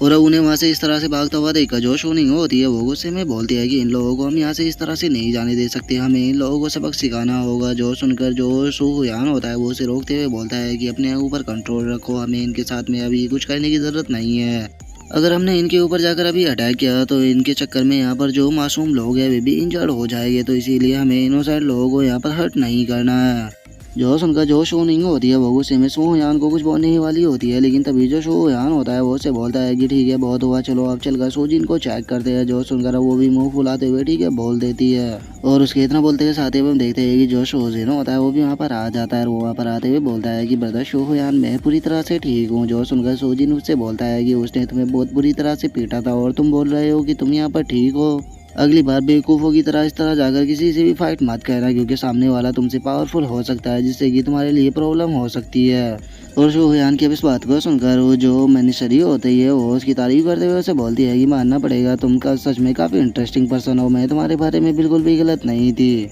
और उन दोनों की इस तरह की बातों को सुनकर जो सोजिनो होता है वो भी अजीब सा फेस बनाते हुए बोलता है कि ठीक है मैं आपकी बातों को हमेशा याद रखूंगा। जो सुनते के साथ ही अब जो मैंने शरी होती है वो शोयान के पास में आ जाती है और वो शोयान के पास में आते हुए उससे बोलती है कि आखिर वो तिलिस्मान किस तरह का था जिसने कि तुम्हारी सिस्टर की सारी फायर को अपने अंदर एब्सॉर्ब कर लिया। और उससे अलग अगर तुम्हारी सिस्टर की बात की जाए तो तुम्हारी सिस्टर भी कोई ऑर्डिनरी पर्सन नहीं है, क्योंकि वो जिस प्रकार की फायर का यूज कर रही थी वो एक हाई लेवल की स्पिरिचुअल फायर थी। तो इसीलिए मैं तुमसे यहाँ पर जानना चाहती हूँ कि क्या तुम लोग किसी रॉयल फैमिली से बिलोंग करते हो। अगर तुम लोग किसी भी रॉयल फैमिली से बिलोंग करते हो तो तुम मुझे बता सकते हो, मैं तुम्हें यहाँ पर धोखा नहीं दूंगी। और अब मैंने शरी की इस बात को सुनकर जो सुहुयान होता है वो थोड़ा घबराते हुए उससे बोलता है कि तुम हमारे बारे में गलत समझ रही हो, हम किसी भी बड़ी फैमिली से बिलोंग नहीं करते, बल्कि हम तो एक छोटी सी फैमिली से है। चलो चलो घर अब पहले अपनी रिवॉर्ड के लेते हैं, क्योंकि हमें यहाँ से निकलना है। जो सुनकर अब जो मैंने शरी होती है वो बोलती है कि ठीक है अगर तुम मुझे बताना नहीं चाहते तो मैं भी तुम्हें यहाँ पर फोर्स नहीं करूँगी, लेकिन जो बंदा स्काई सेक्ट के प्रेसिडेंट के लड़के को इस तरह से मार सकता है पक्का वो कोई ऑर्डिनरी पर्सन तो नहीं हो सकता।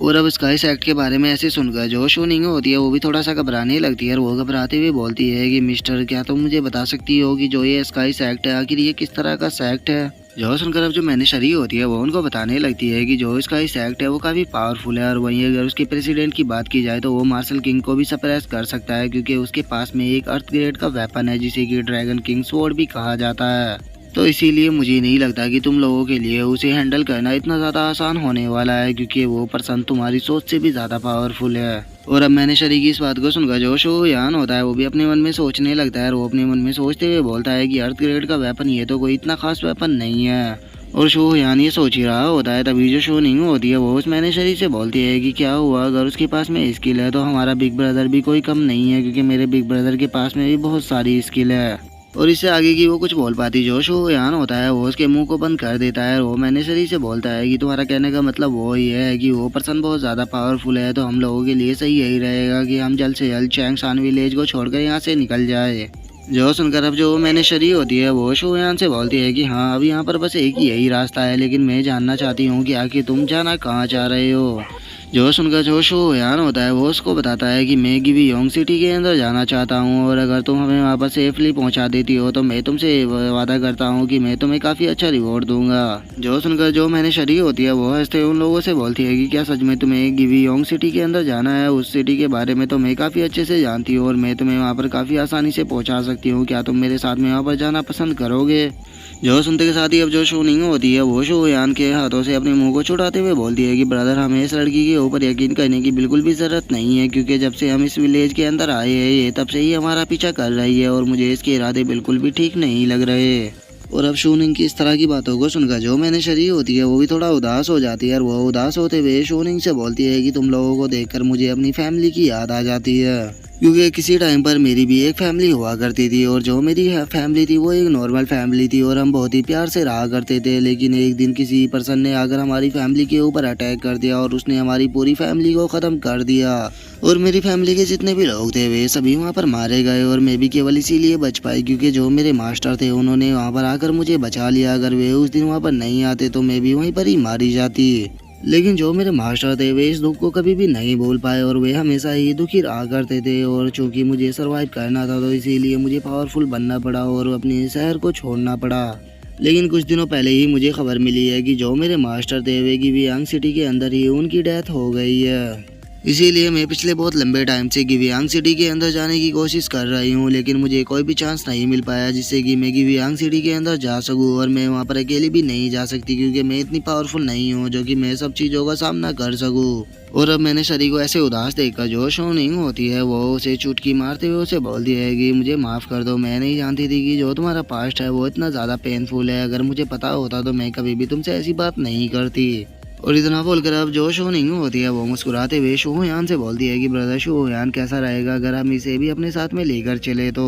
और इतना बोलकर अब जो शोनिंग होती है वो उस मैंने शरी की तरफ देखते हुए उसे बोलती है कि अरे हाँ, मैंने अभी तक तुम्हारा नाम तो पूछा ही नहीं कि आखिर तुम्हारा नाम क्या है। और शोनिंग के इतना बोलते के साथ ही अब हमारा जो व्यू होता है वो फॉरेस्ट के अंदर एक बर्ड के ऊपर आ जाता है जो कि अपनी एक जगह पर बैठे हुए जोर जोर से चिल्ला रही होती है। जिसके बाद अब हम देखते हैं कि उसी फॉरेस्ट के अंदर से जो शोनिंग, शोहयान, शोजिन और जो मैंने शरी होती है वे चारों जा रहे होते हैं।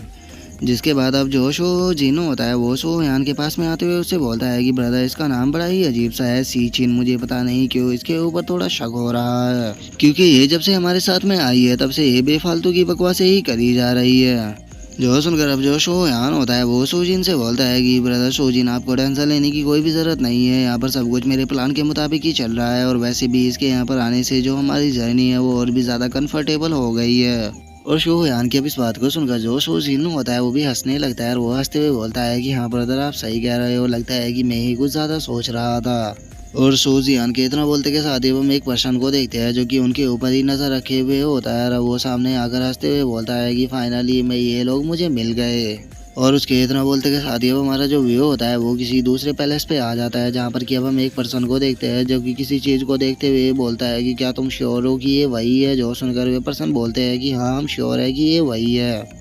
जिसके बाद अब हमें पता लगता है कि उस पर्सन के हाथ में जो वो चीज़ है वो कुछ और नहीं बल्कि शोहयान का एक फ़ोटो होता है जिसे कि वो देख रहा होता है। जिसके बाद अब हमारा जो व्यू होता है वो शोनिंग के ऊपर आ जाता है जो कि सी चैन से बोलती है कि अच्छा, तो तुम कहना चाहती हो कि अगर हमें क्वाईगोंग सिटी के अंदर जाना है तो उसके लिए पहले हमें स्काई सेक्ट से होकर गुजरना होगा।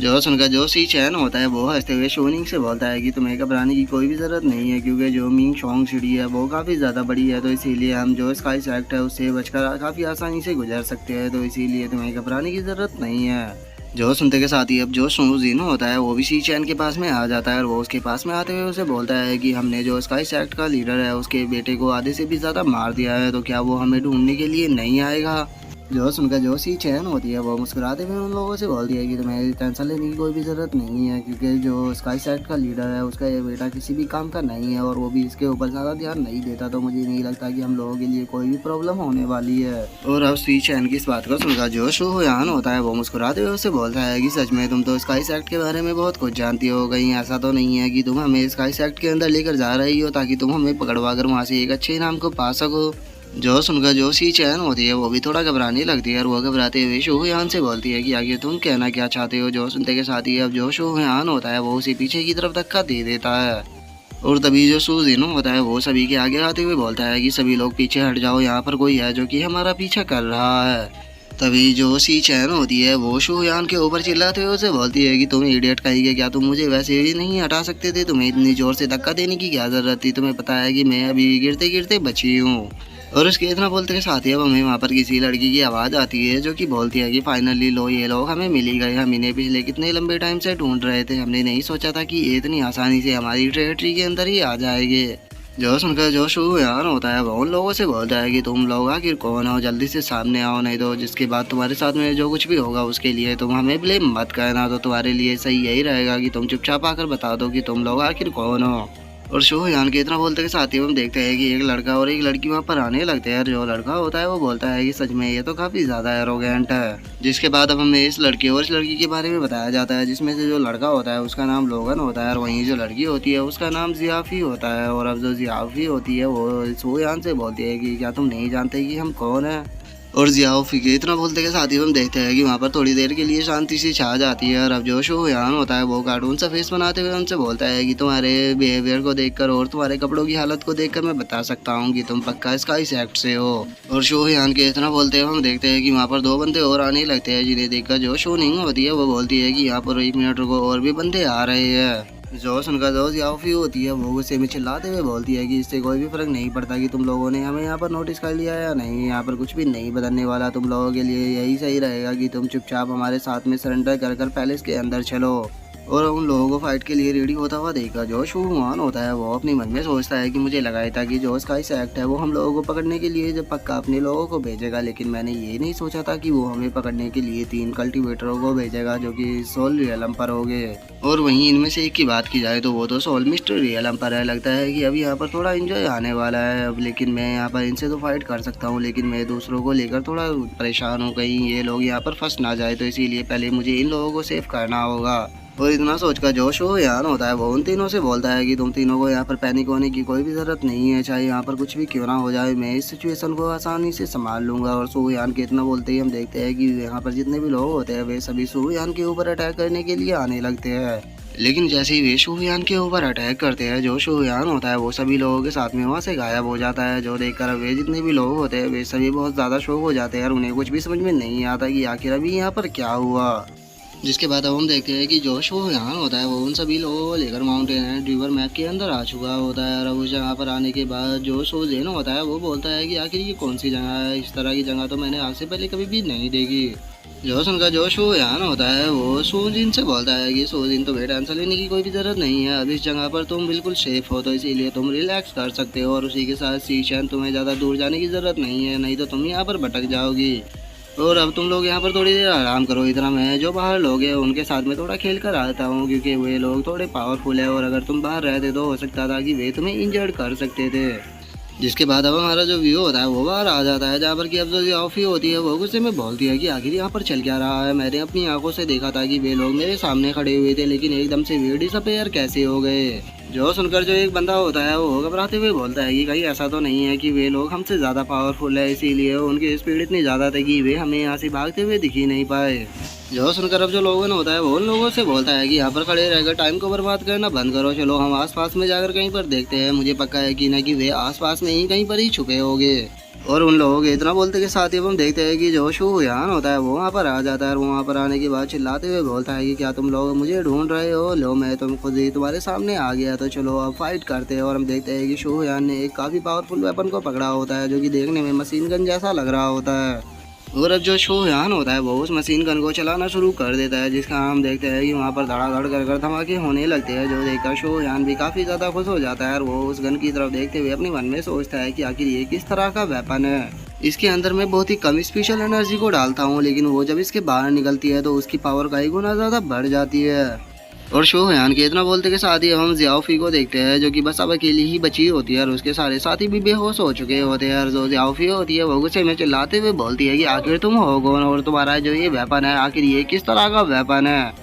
जो सुनकर अब जो शोयान होता है वो मुस्कुराते हुए उसके पास में आने लगता है और वो मुस्कुराते हुए बोलता है कि बिना मेरे बारे में जाने ही तुम लोग यहाँ पर मुझे ढूंढने के लिए आ गए, और रही बात मेरे इस मैजिक वेपन की तो इसे मैं यूनिक मैजिक वेपन बोलता हूँ। जो सुनकर अब जो जियाओफी होती है वो भी अपने पास से किसी चीज़ को निकालने लगती है और वो उस चीज़ को निकालते हुए बोलती है कि मानना पड़ेगा कि जो तुम्हारा मैजिकल वेपन है ये काफ़ी ज़्यादा पावरफुल है क्योंकि इससे तुमने हमें काफ़ी आसानी से हरा दिया, लेकिन तुम ये अकेले ऐसे पर्सन नहीं हो जो कि मैजिकल वेपन का यूज़ करता है। और इतना बोलकर हम देखते हैं कि वो किसी ब्लैक सी जैसी दिखने वाली चीज़ को निकाल लेती है और उसे निकालने के बाद अब वो उसे ज़मीन पर मारते हुए बोलते हैं कि अब तुम्हें यहाँ पर टाइम आ चुका है सबक सिखाने का, इस वेपन से यहाँ पर चारों तरफ फोक फैल जाएगा जिसके बाद तुम्हें यहाँ पर कोई भी नहीं बचा पाएगा। और उसके इतना बोलते के साथ ही हम देखते हैं कि चारों तरफ धुआं धुआं हो जाता है, लेकिन तभी जो शोयान होता है वो उसे बोलता है कि तुम बहुत बड़ी बेवकूफ़ हो। और अब हम तुम्हें हटने के बाद का सीन देखते हैं जहाँ पर कि हमें पता लगता है कि जो शोयान है उसने जियाओफी के गले के ऊपर अपने नाइफ को रखा होता है और वो अपने नाइफ को उसके गले के ऊपर रखते हुए उसे बोलता है कि तुम कितनी ज़्यादा बेवकूफ़ हो, क्या तुम्हें लगा था कि क्या बस मेरे पास में एक ही मैजिकल वेपन होगा, लेकिन चलो छोड़ो, मैं तुम्हें यहाँ पर मारना नहीं चाहता, मैं जानता हूँ कि तुम्हें यहाँ पर तुम्हारे लीडर ने मुझे पकड़ने के लिए भेजा था, तो चलो फिर मैं तुम्हारे साथ तुम्हारे लीडर के पास में चलता हूँ क्योंकि मैं खुद भी तुम्हारे लीडर से मिलना चाहता था। और उसके इतना बोलते के साथ ही अब हमारा जो व्यू होता है वो स्काई सेक्ट का जो मास्टर होता है उसके ऊपर आ जाता है जो कि गुस्से में बोलता है कि क्या कहा तुमने, जरा दोबारा से कहना। जो सुनकर अब जो वो बंदा होता है वो घबराते हुए सेक्ट मास्टर से बोलता है कि सेक्ट मास्टर, जिस पर्सन ने हमारे यंग मास्टर को इंजर्ड किया था वो आपसे मिलने के लिए यहाँ पर आया है। जो सुनकर जो स्काई सेक्ट का मास्टर होता है वो अपने मन में सोचता है कि मैंने जितने भी लोगों को उसे पकड़ने के लिए भेजा था उनमें से कोई भी वापस नहीं आया और अब वो खुद ही यहाँ पर मिलने के लिए आ गया है। पता नहीं क्यों, लेकिन मुझे कुछ भी ठीक नहीं लग रहा। इसके बाद अब हम देखते हैं कि जो जियाओफी होती है वो शू हुयान को लेकर वहाँ पर आ जाती है और वो वहाँ पर आने के बाद स्काई सेक्ट के मास्टर से बोलती है कि सेक्ट लीडर जिसने यंग मास्टर को इंजर्ड किया था मैं उसे यहाँ पर लेकर आ गई हूँ। जो सुनकर अब जो स्काई सेक्ट का मास्टर होता है वो शू हुयान से बोलता है कि तुम्हारे अंदर तो सच में काफ़ी ज़्यादा हिम्मत है कि पहले तुमने मेरे बेटे को मारा और अब तुम खुद ही मेरी टेरिटरी के अंदर भी आ गए। और इतना बोलकर अब वो जियाओफी से बोलता है कि जियाओफी, मुझे एक चीज़ बताओ कि यहाँ पर तुम ही अकेली क्यों आई हो? तुम्हारे बाकी के साथी और लोगन कहाँ पर है? वे लोग मुझे दिखाई क्यों नहीं दे रहे?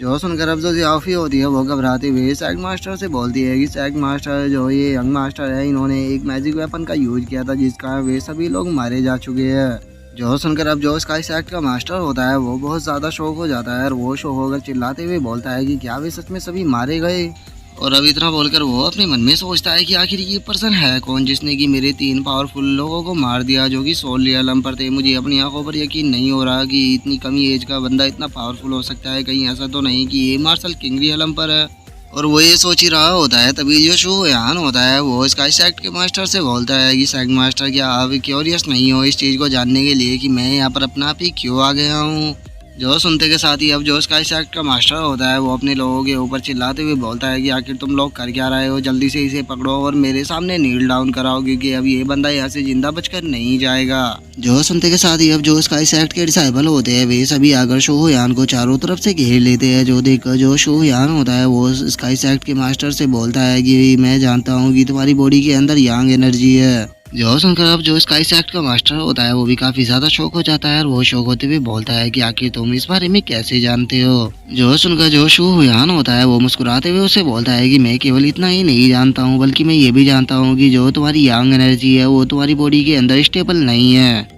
और शू हुयान की अब इस बात को सुनकर जो स्काई सेक्ट का मास्टर होता है वो शू हुयान के ऊपर गुस्सा करते हुए बोलता है कि बादशाह, आखिर तुम यहाँ पर ये बेफालतू की बकवास क्यों कर रहे हो? लेकिन हम देखते हैं कि जो शू हुयान होता है उसे उसकी बात से कोई भी फर्क नहीं पड़ता और वो दोबारा उससे बोलता है कि मैं जानता हूँ कि अगर तुमने जल्दी ही अपनी इस एनर्जी के ऊपर कंट्रोल नहीं किया तो तुम बहुत ही जल्द मारे जाओगे। जो सुनकर तो अब हम देखते हैं कि उसकी हालत ही खराब होने लगती है और वो घबराते हुए शू हुयान से बोलता है कि आखिर तुम इस बारे में इतना कैसे जानते हो? जो सुनकर शू हुयान उससे बोलता है कि मैं केवल इस बारे में ही नहीं जानता बल्कि मैं तुम्हें यहाँ पर क्योर भी कर सकता हूँ। मैं जानता हूँ कि तुम इस प्रॉब्लम से पिछले काफ़ी लंबे टाइम से जूझ रहे होगे और तुमने काफ़ी ज़्यादा कोशिश भी की होगी अपनी इस प्रॉब्लम को ख़त्म करने के लिए। तो बताओ तुम क्या कहते हो? मैं तुम्हारी इस प्रॉब्लम को ख़त्म करने के लिए तैयार हूँ। जो सुनकर अब जो स्काई सेक्ट का मास्टर होता है वो भी अपनी कुर्सी पर बैठ जाता है और वो अपनी कुर्सी पर बैठते हुए बोलता है कि पहले मुझे ये बताओ कि आखिर तुम हो कौन? और इतना बोलकर जो स्काई सेक्ट का मास्टर होता है वो अपने मन में सोचता है कि अगर इस बच्चे की एज की बात की जाए तो इसकी एज इतनी नहीं है कि इसे वर्ल्ड के बारे में ज़्यादा कुछ पता हो, लेकिन आखिर इसे कैसे मेरे पर्सनल सिचुएशन के बारे में पता लग गया? आखिर ये है कौन? और वो ये सोच ही रहा होता है तभी जो शू हुयान होता है वो दोबारा से उसे बोलता है कि मैं जानता हूँ कि मैंने तुम्हारे बेटे को पीटा है, लेकिन मुझे लगता है कि इस मैटर से ज़्यादा इम्पोर्टेंट तुम्हारी अभी की जो सिचुएशन है ये ज़्यादा है। तो अब तुम्हें फैसला करना है कि आखिर तुम्हें किस चीज़ के ऊपर ज़्यादा ध्यान देना है। जो सुनते के साथ ही अब जो स्काई सेक्ट का मास्टर होता है वो चिल्लाते हुए बोलता है कि चुप हो जाओ, अब तुम्हें आगे बोलने की कोई भी ज़रूरत नहीं है। और अब इतना बोलकर वो अपने सभी लोगों से बोलता है कि सभी लोग यहाँ से बाहर चले जाओ, मुझे इससे अकेले में कुछ बात करनी है। जो सुनकर जो जियाओफी होती है वो सेक्ट मास्टर से बोलती है कि सेक्ट मास्टर, लेकिन जो सुनकर जो सेक्ट मास्टर होता है वो उससे गुस्से में बोलता है कि मैंने कहा कि सभी लोग यहाँ से बाहर जाओ, क्या तुम लोगों को मेरी बात सुनाई नहीं दी? जो सुनकर जो जियाओफी होती है वो भी थोड़ा घबराने लगती है और वो घबराते हुए सेक्ट मास्टर से बोलती है कि सेक्ट मास्टर ठीक है, मैं आपकी बात को समझ गई। जिसके बाद अब जो वहाँ पर डिसाइबल होते हैं वे आपस में बातें करने लगते हैं और उनमें से एक बंदा बोलता है कि जो सेक्ट मास्टर है वो काफ़ी ज़्यादा सीरियस लग रहे हैं, तो इसीलिए हमें यहाँ पर नहीं रुकना चाहिए, नहीं तो वे हमारे ऊपर ही अपने गुस्से को निकाल देंगे। और अब सभी लोगों के वहाँ से चले जाने के बाद जो स्काई सेक्ट का मास्टर होता है वो शू हुयान से बोलता है कि अब यहाँ से सभी लोग बाहर जा चुके हैं और तुम और मैं ही यहाँ पर बचे हैं, इसीलिए अब तुम मुझे बताओ कि आखिर तुम मेरे लिए क्या कर सकते हो? क्योंकि सच में मेरी जो सिचुएशन है वो थोड़ी ख़राब है, लेकिन मैं जानना चाहता हूँ कि आखिर तुम क्या कर सकते हो, क्योंकि मैं ऐसे ही तुम्हारे ऊपर यकीन नहीं कर सकता। जो सुनकर जो शू हुयान होता है वो सेक्ट मास्टर से बोलता है कि स्काई सेक्ट के मास्टर, मैं आपको बता देना चाहता हूँ कि जब मैं छोटा था तो तब से ही मैं मेडिसिन की पढ़ाई कर रहा हूँ। तो इसीलिए जो मेरी मेडिसिन की स्किल है उसे तुम किसी एल्डर के साथ में भी कंपेयर कर सकते हो, क्योंकि मैं ऑर्डिनरी लोगों की तरह बिल्कुल भी नहीं हूँ। मेरी हुई स्किल उन लोगों से काफ़ी ज़्यादा बेहतर है। जोश उनका जो उसका इस एक्ट का मास्टर होता है वो शोहयान से बोलता है कि ठीक है, अगर ऐसी बात है तो फिर तुम मुझे अपनी एबिलिटी को क्यों नहीं दिखाते। और इतना बोलकर वो अपने मन में सोचता है कि मैं इस बंदे के ऊपर ऐसे ही यकीन नहीं कर सकता, क्योंकि मुझे इसके ऊपर बिल्कुल भी भरोसा नहीं है। और उसके इतना सोचते के साथ ही अब जो शोहयान होता है वो अपने पास से एक मेडिसिन को निकाल लेता है। और उस मेडिसिन को निकालने के बाद वो उसका इस एक्ट के मास्टर की तरफ करते हुए बोलता है कि ये एक मेडिसिन है जो इसे कि मैंने कुछ टाइम पहले ही बनाया था, और अगर तुम इसे खाते हो तो मुझे पक्का यकीन है कि तुम्हें इससे आराम जरूर मिलेगा। और शोहयान के इतना बोलते के साथ ही हम थोड़ी देर बाद का सीन देखते हैं, जहाँ पर कि जो शोहयान होता है वो एक कुर्सी पर बैठा हुआ होता है और वो अपने मन में सोचता है कि मेरी जो मेडिसिन की स्किल है वो इमॉर्टल वर्ल्ड की है, तो इसीलिए यहाँ पर कोई भी पर्सन ऐसा नहीं होने वाला जिसे कि मेरी मेडिसिन की स्किल पसंद ना आए। और शोहयान के इतना सोचते के साथ ही हम देखते हैं कि जो स्काई सेक्ट का मास्टर होता है वो चड्डी पहने वहाँ पर आ जाता है। और वो वहाँ पर आते हुए बोलता है कि मेडिसिन मास्टर, क्या मैं जान सकता हूँ कि आखिर आपने ये कौन सी मेडिसिन मुझे दी थी, क्योंकि ये तो सच में मेरी बॉडी के ऊपर काफ़ी ज़्यादा इफेक्ट कर रही है। जो सुनकर जो शोहयान होता है वो मुस्कुराते हुए उससे बोलता है कि तुम्हें इतनी जल्दबाजी करने की कोई भी ज़रूरत नहीं है, क्योंकि अभी तो इस मेडिसिन का जो इफेक्ट है वो होना ही शुरू हुआ है, और तुम कुछ देर और इंतजार कर देखो, उसके बाद देखना तुम्हें कितना अच्छा फील होगा। जो सुनकर अब जो वो स्काई सेक्ट का मास्टर होता है वो भी काफ़ी ज़्यादा खुश हो जाता है। और वो खुश होते हुए शोहयान से बोलता है कि मेडिसिन मास्टर, क्या आप मेरे लिए कुछ और मेडिसिनों का इंतजाम कर सकते हैं? इसके बदले में मैं आपके लिए काफ़ी खूबसूरत वोमेनों का इंतजाम कर सकता हूँ। जो सुनकर जो शोहयान होता है वो अपने मन में सोचता है कि जो वेटिलिटी बूस्टिंग पिल है ये काफ़ी ज़्यादा असरदार है, लगता है कि इसके ऊपर काफ़ी अच्छा इफेक्ट हुआ, तो इसीलिए अब मैं ड्रैगन सैंड स्वॉर्ड के बारे में इससे बात कर सकता हूँ। और इतना सोचकर जो शोहयान होता है वो स्काई सेक्ट के मास्टर से बोलता है कि मुझे लड़कियों की कोई भी ज़रूरत नहीं है, क्योंकि मेरे पास में पहले से ही काफ़ी लड़कियां हैं।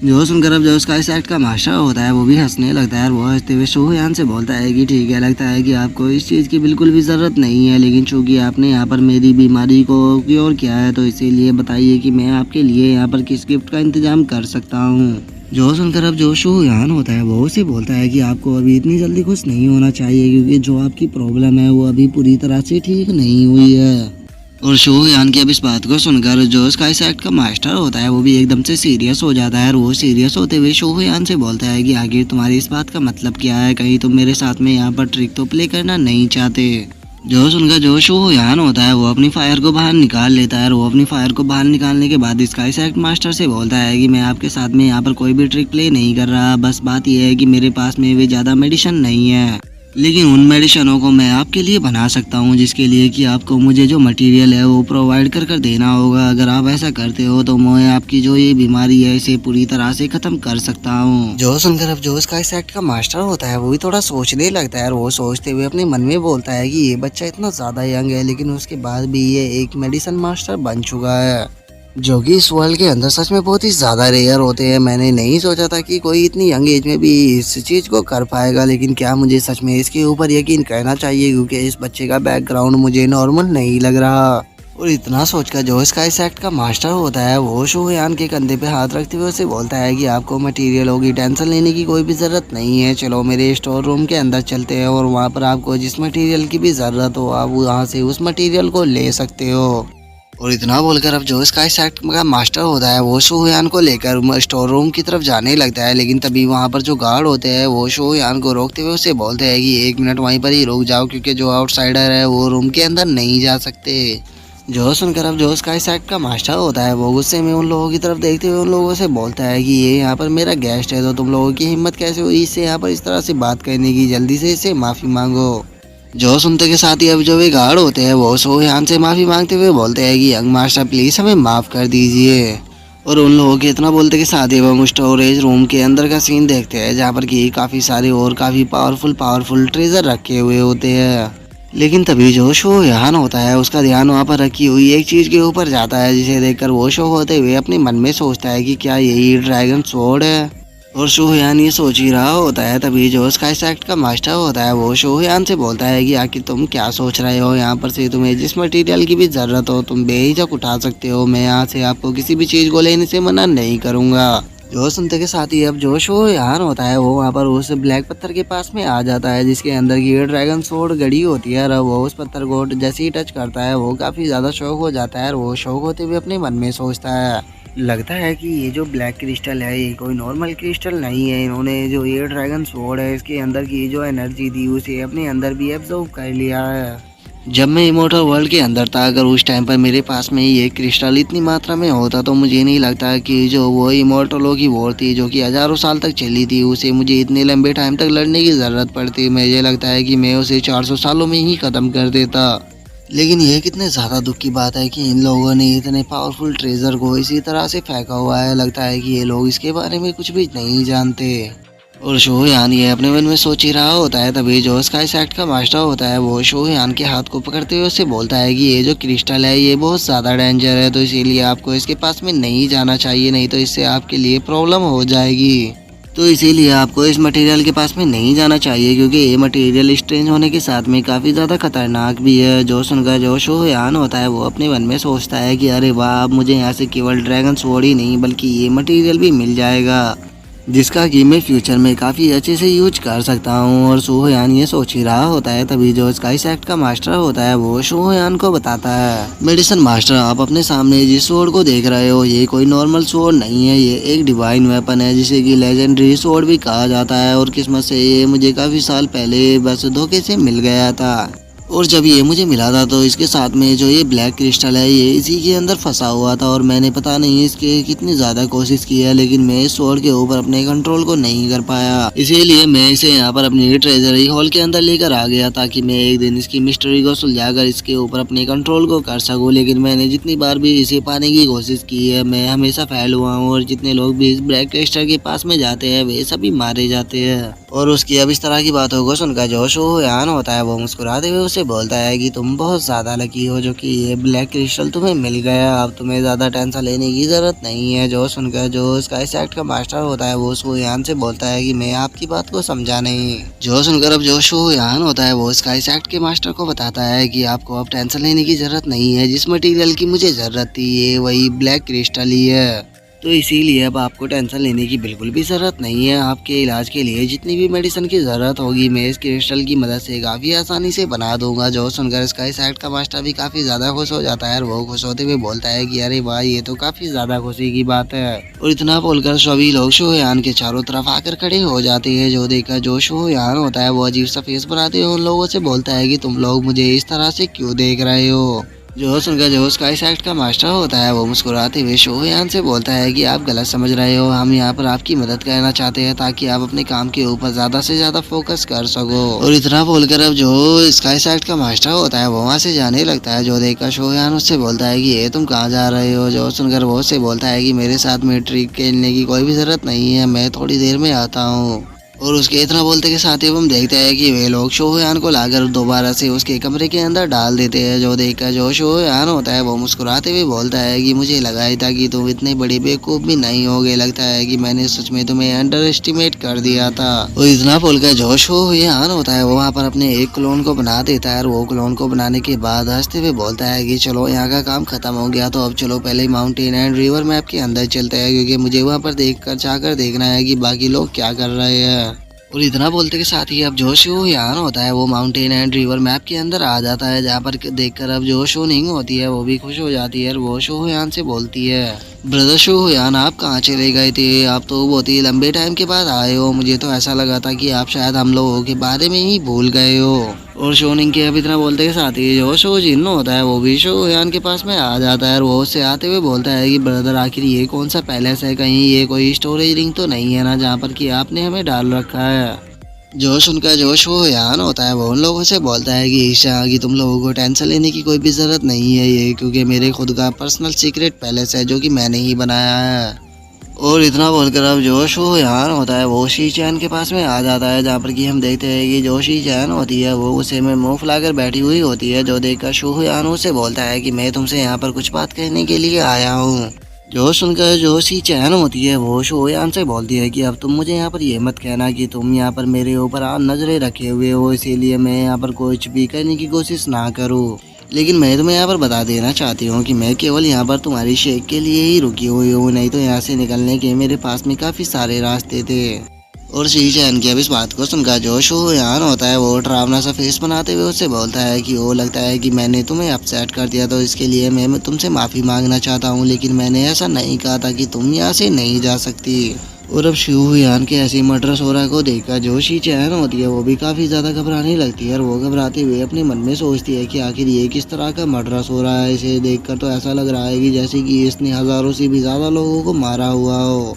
और अब इतना सोचकर जो सी चैन होती है वो घबराते हुए सूहयान से बोलती है कि आखिर तुम मुझसे यहाँ पर चाहते क्या हो, तुम्हें मुझसे जो कुछ भी चाहिए तुम मुझे बता सकते हो। जो सुनकर जो शोहयान होता है वो सी चैन से बोलता है कि ठीक है, मुझे बताओ कि जो स्काई सेक्ट है ये कितना पावरफुल है, और उसी के साथ में स्काई सेक्ट के अंदर कितने मार्शल किंग रियलम के कल्टीवेटर है, और उसी के साथ में जो वहाँ का सेक्ट मास्टर है उसकी एबिलिटी क्या है। जो सुनकर अब जो सी चैन होती है वो शोहयान को बताती है कि स्काई सेक्ट के अंदर टोटल 10 मार्शल आर्ट मास्टर के कल्टीवेटर है, जिनमें से कि 3 को तुमने फॉरेस्ट के अंदर मार दिया था, और अब उनमें से केवल 7 ही बचे हैं। और उससे अलग स्काई सेक्ट के अंदर 2 मार्शल किंग रियलम के कल्टीवेटर है, जो कि कुछ टाइम पहले ही मार्शल किंग रियलम पर प्रमोट हुए हैं।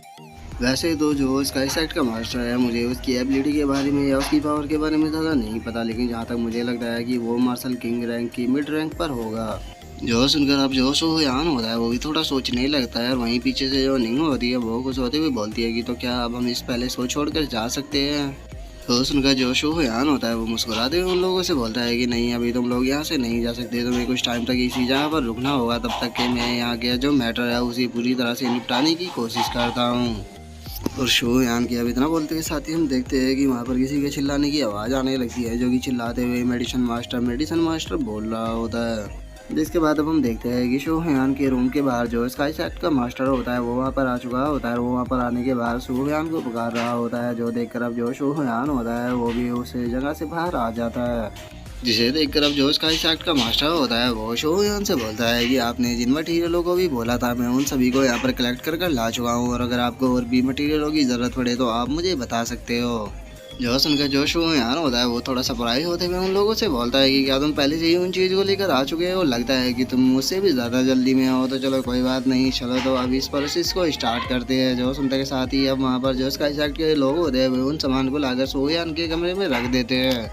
जिसके बाद अब जो स्काई सेक्ट का मास्टर होता है वो वहाँ से जाने लगता है, और वो वहाँ से जाते हुए शोहयान से बोलता है कि बस मैं आशा करता हूँ कि आप जल्द से जल्द उन सामानों को बना दोगे, और मुझे उम्मीद है कि कल सुबह होने से पहले आपके जो एलिक्सर है वो मेरी आंखों के सामने होंगे। जो सुनकर जो शोहयान होता है वो उसे बोलता है कि ठीक है, आपको टेंशन लेने की ज़रूरत नहीं है, कल से पहले आपकी जो मेडिसिन है वो आपके पास पहुँच जाएगी। जो सुनकर अब जो स्काई सेक्ट का मास्टर होता है वो अपने लोगों से बोलता है कि इस चीज़ का ध्यान रखना है कि ये जो पर्सन है ये इस रूम के अंदर से बाहर नहीं आना चाहिए, अगर ये इस रूम के अंदर से बाहर आया या कहीं पर भी गया तो तुम लोग नहीं बचोगे। जो सुनकर वे लोग भी घबराते हुए ठीक है बोल देते हैं। जो सुनकर अब जो स्काई सेक्ट का मास्टर होता है वो अपने मन में सोचता है कि अगर इस मास्टर ने यहाँ पर मेरे साथ में फ्रॉड करने की कोशिश की है, यहाँ से भागने की कोशिश की मेरे सामान को लेकर, तो मैं इसे जिंदा नहीं छोड़ूंगा। और उसके इतना सोचते के साथ ही अब हमारा व्यू शोहयान के ऊपर आ जाता है, जो कि उन ब्लैक क्रिस्टलों को देखते हुए बोलता है कि मैंने कभी भी नहीं सोचा था कि जो चेयरमैन है वो मुझे इतनी आसानी से ये सभी ब्लैक क्रिस्टलों को दे देगा। अब लगता है कि जितना मैं इसको समझदार समझ रहा था ये उतना भी नहीं है। बस अब यहाँ से केवल एक चीज़ को लेना रह गया है, और वो है ड्रैगन सोर्ड, और मुझे समझ में नहीं आ रहा है कि आखिर मैं उस ड्रैगन सोर्ड को कैसे लूँ। और उसके इतना सोचते के साथ ही अब बाहर से किसी के चिल्लाने की आवाज़ आती है, जो कि चिल्लाते हुए बोलता है तुम्हारी हिम्मत कैसे हुई मुझे अंदर जाने से रोकने की, क्या तुम नहीं जानते कि मैं कौन हूँ। जो सुनकर अब जो गार्ड होते हैं वो उससे माफ़ी मांगते हुए बोलते हैं कि सॉरी मिस, हमें माफ़ कर देना। जो सुनकर अब जो वो लड़की होती है वो शोहयान से बोलती है कि डॉक्टर क्या आप बिजी हो, और अब इस आवाज़ को सुनकर शोहयान अपने मन में सोचता है कि आखिर ये कौन है। जो सुनते के साथ ही अब शोहयान उससे बोल देता है कि ठीक है तुम अंदर आ सकती हो। और जैसे ही शोहयान उस लड़की को देखता है हम देखते हैं कि उसके मुँह से भी खून आने लगता है, और वो शो होते हुए बोलता है कि तुम आखिर कौन हो। जिसके बाद अब हमें पता लगता है कि ये लड़की कोई और नहीं बल्कि ज़ियाओफी है, जो कि काफ़ी सच धज कर आई होती है, और वो शोहयान को देखते हुए उससे बोलती है कि ओ माय डियर, क्या तुमने मुझे नहीं पहचाना, मैं वही हूँ जो कि तुम्हें यहाँ पर लेकर आई थी। जो सुनकर अब जो शोहयान होता है वो शौक होते हुए बोलता है कि हाँ मुझे याद आ गया, तुम तो वही लड़की हो जिसे कि मैं फॉरेस्ट के अंदर मिला था। जो सुनकर जो ज़ियाओफी होती है वो भी हंसने लगती है, और वो हंसते हुए बोलती है कि हाँ मैं वही हूँ, लेकिन मैं तुम्हें देखकर काफ़ी ज़्यादा सरप्राइज हो चुकी हूँ, क्योंकि इतने ज़्यादा यंग होने के बाद भी तुम्हारे पास में मार्शल किंग की पावर है, और उसी के साथ में तुम एक रिफाइनर भी हो। मैं सच में काफ़ी ज़्यादा बड़ी बेवकूफ़ थी जो कि मैं आपके जैसे टैलेंटेड पर्सन को नहीं पहचान पाई, तो इसीलिए प्लीज़ मुझे माफ़ कर देना। जो सुनकर जो शो यहाँ होता है वो वहाँ से जाने लगता है और वो उससे पूछता है कि ठीक है, मुझे तुम ये बताओ कि तुम यहाँ पर क्यों आई हो। अब मुझे ये मत कहना कि तुम मेरे रिफाइनिंग के अंदर यहाँ पर क्योस मचाने के लिए आई हो, क्योंकि अगर तुमने ऐसा किया तो जो चेयरमैन है वो तुम्हें नहीं छोड़ेगा।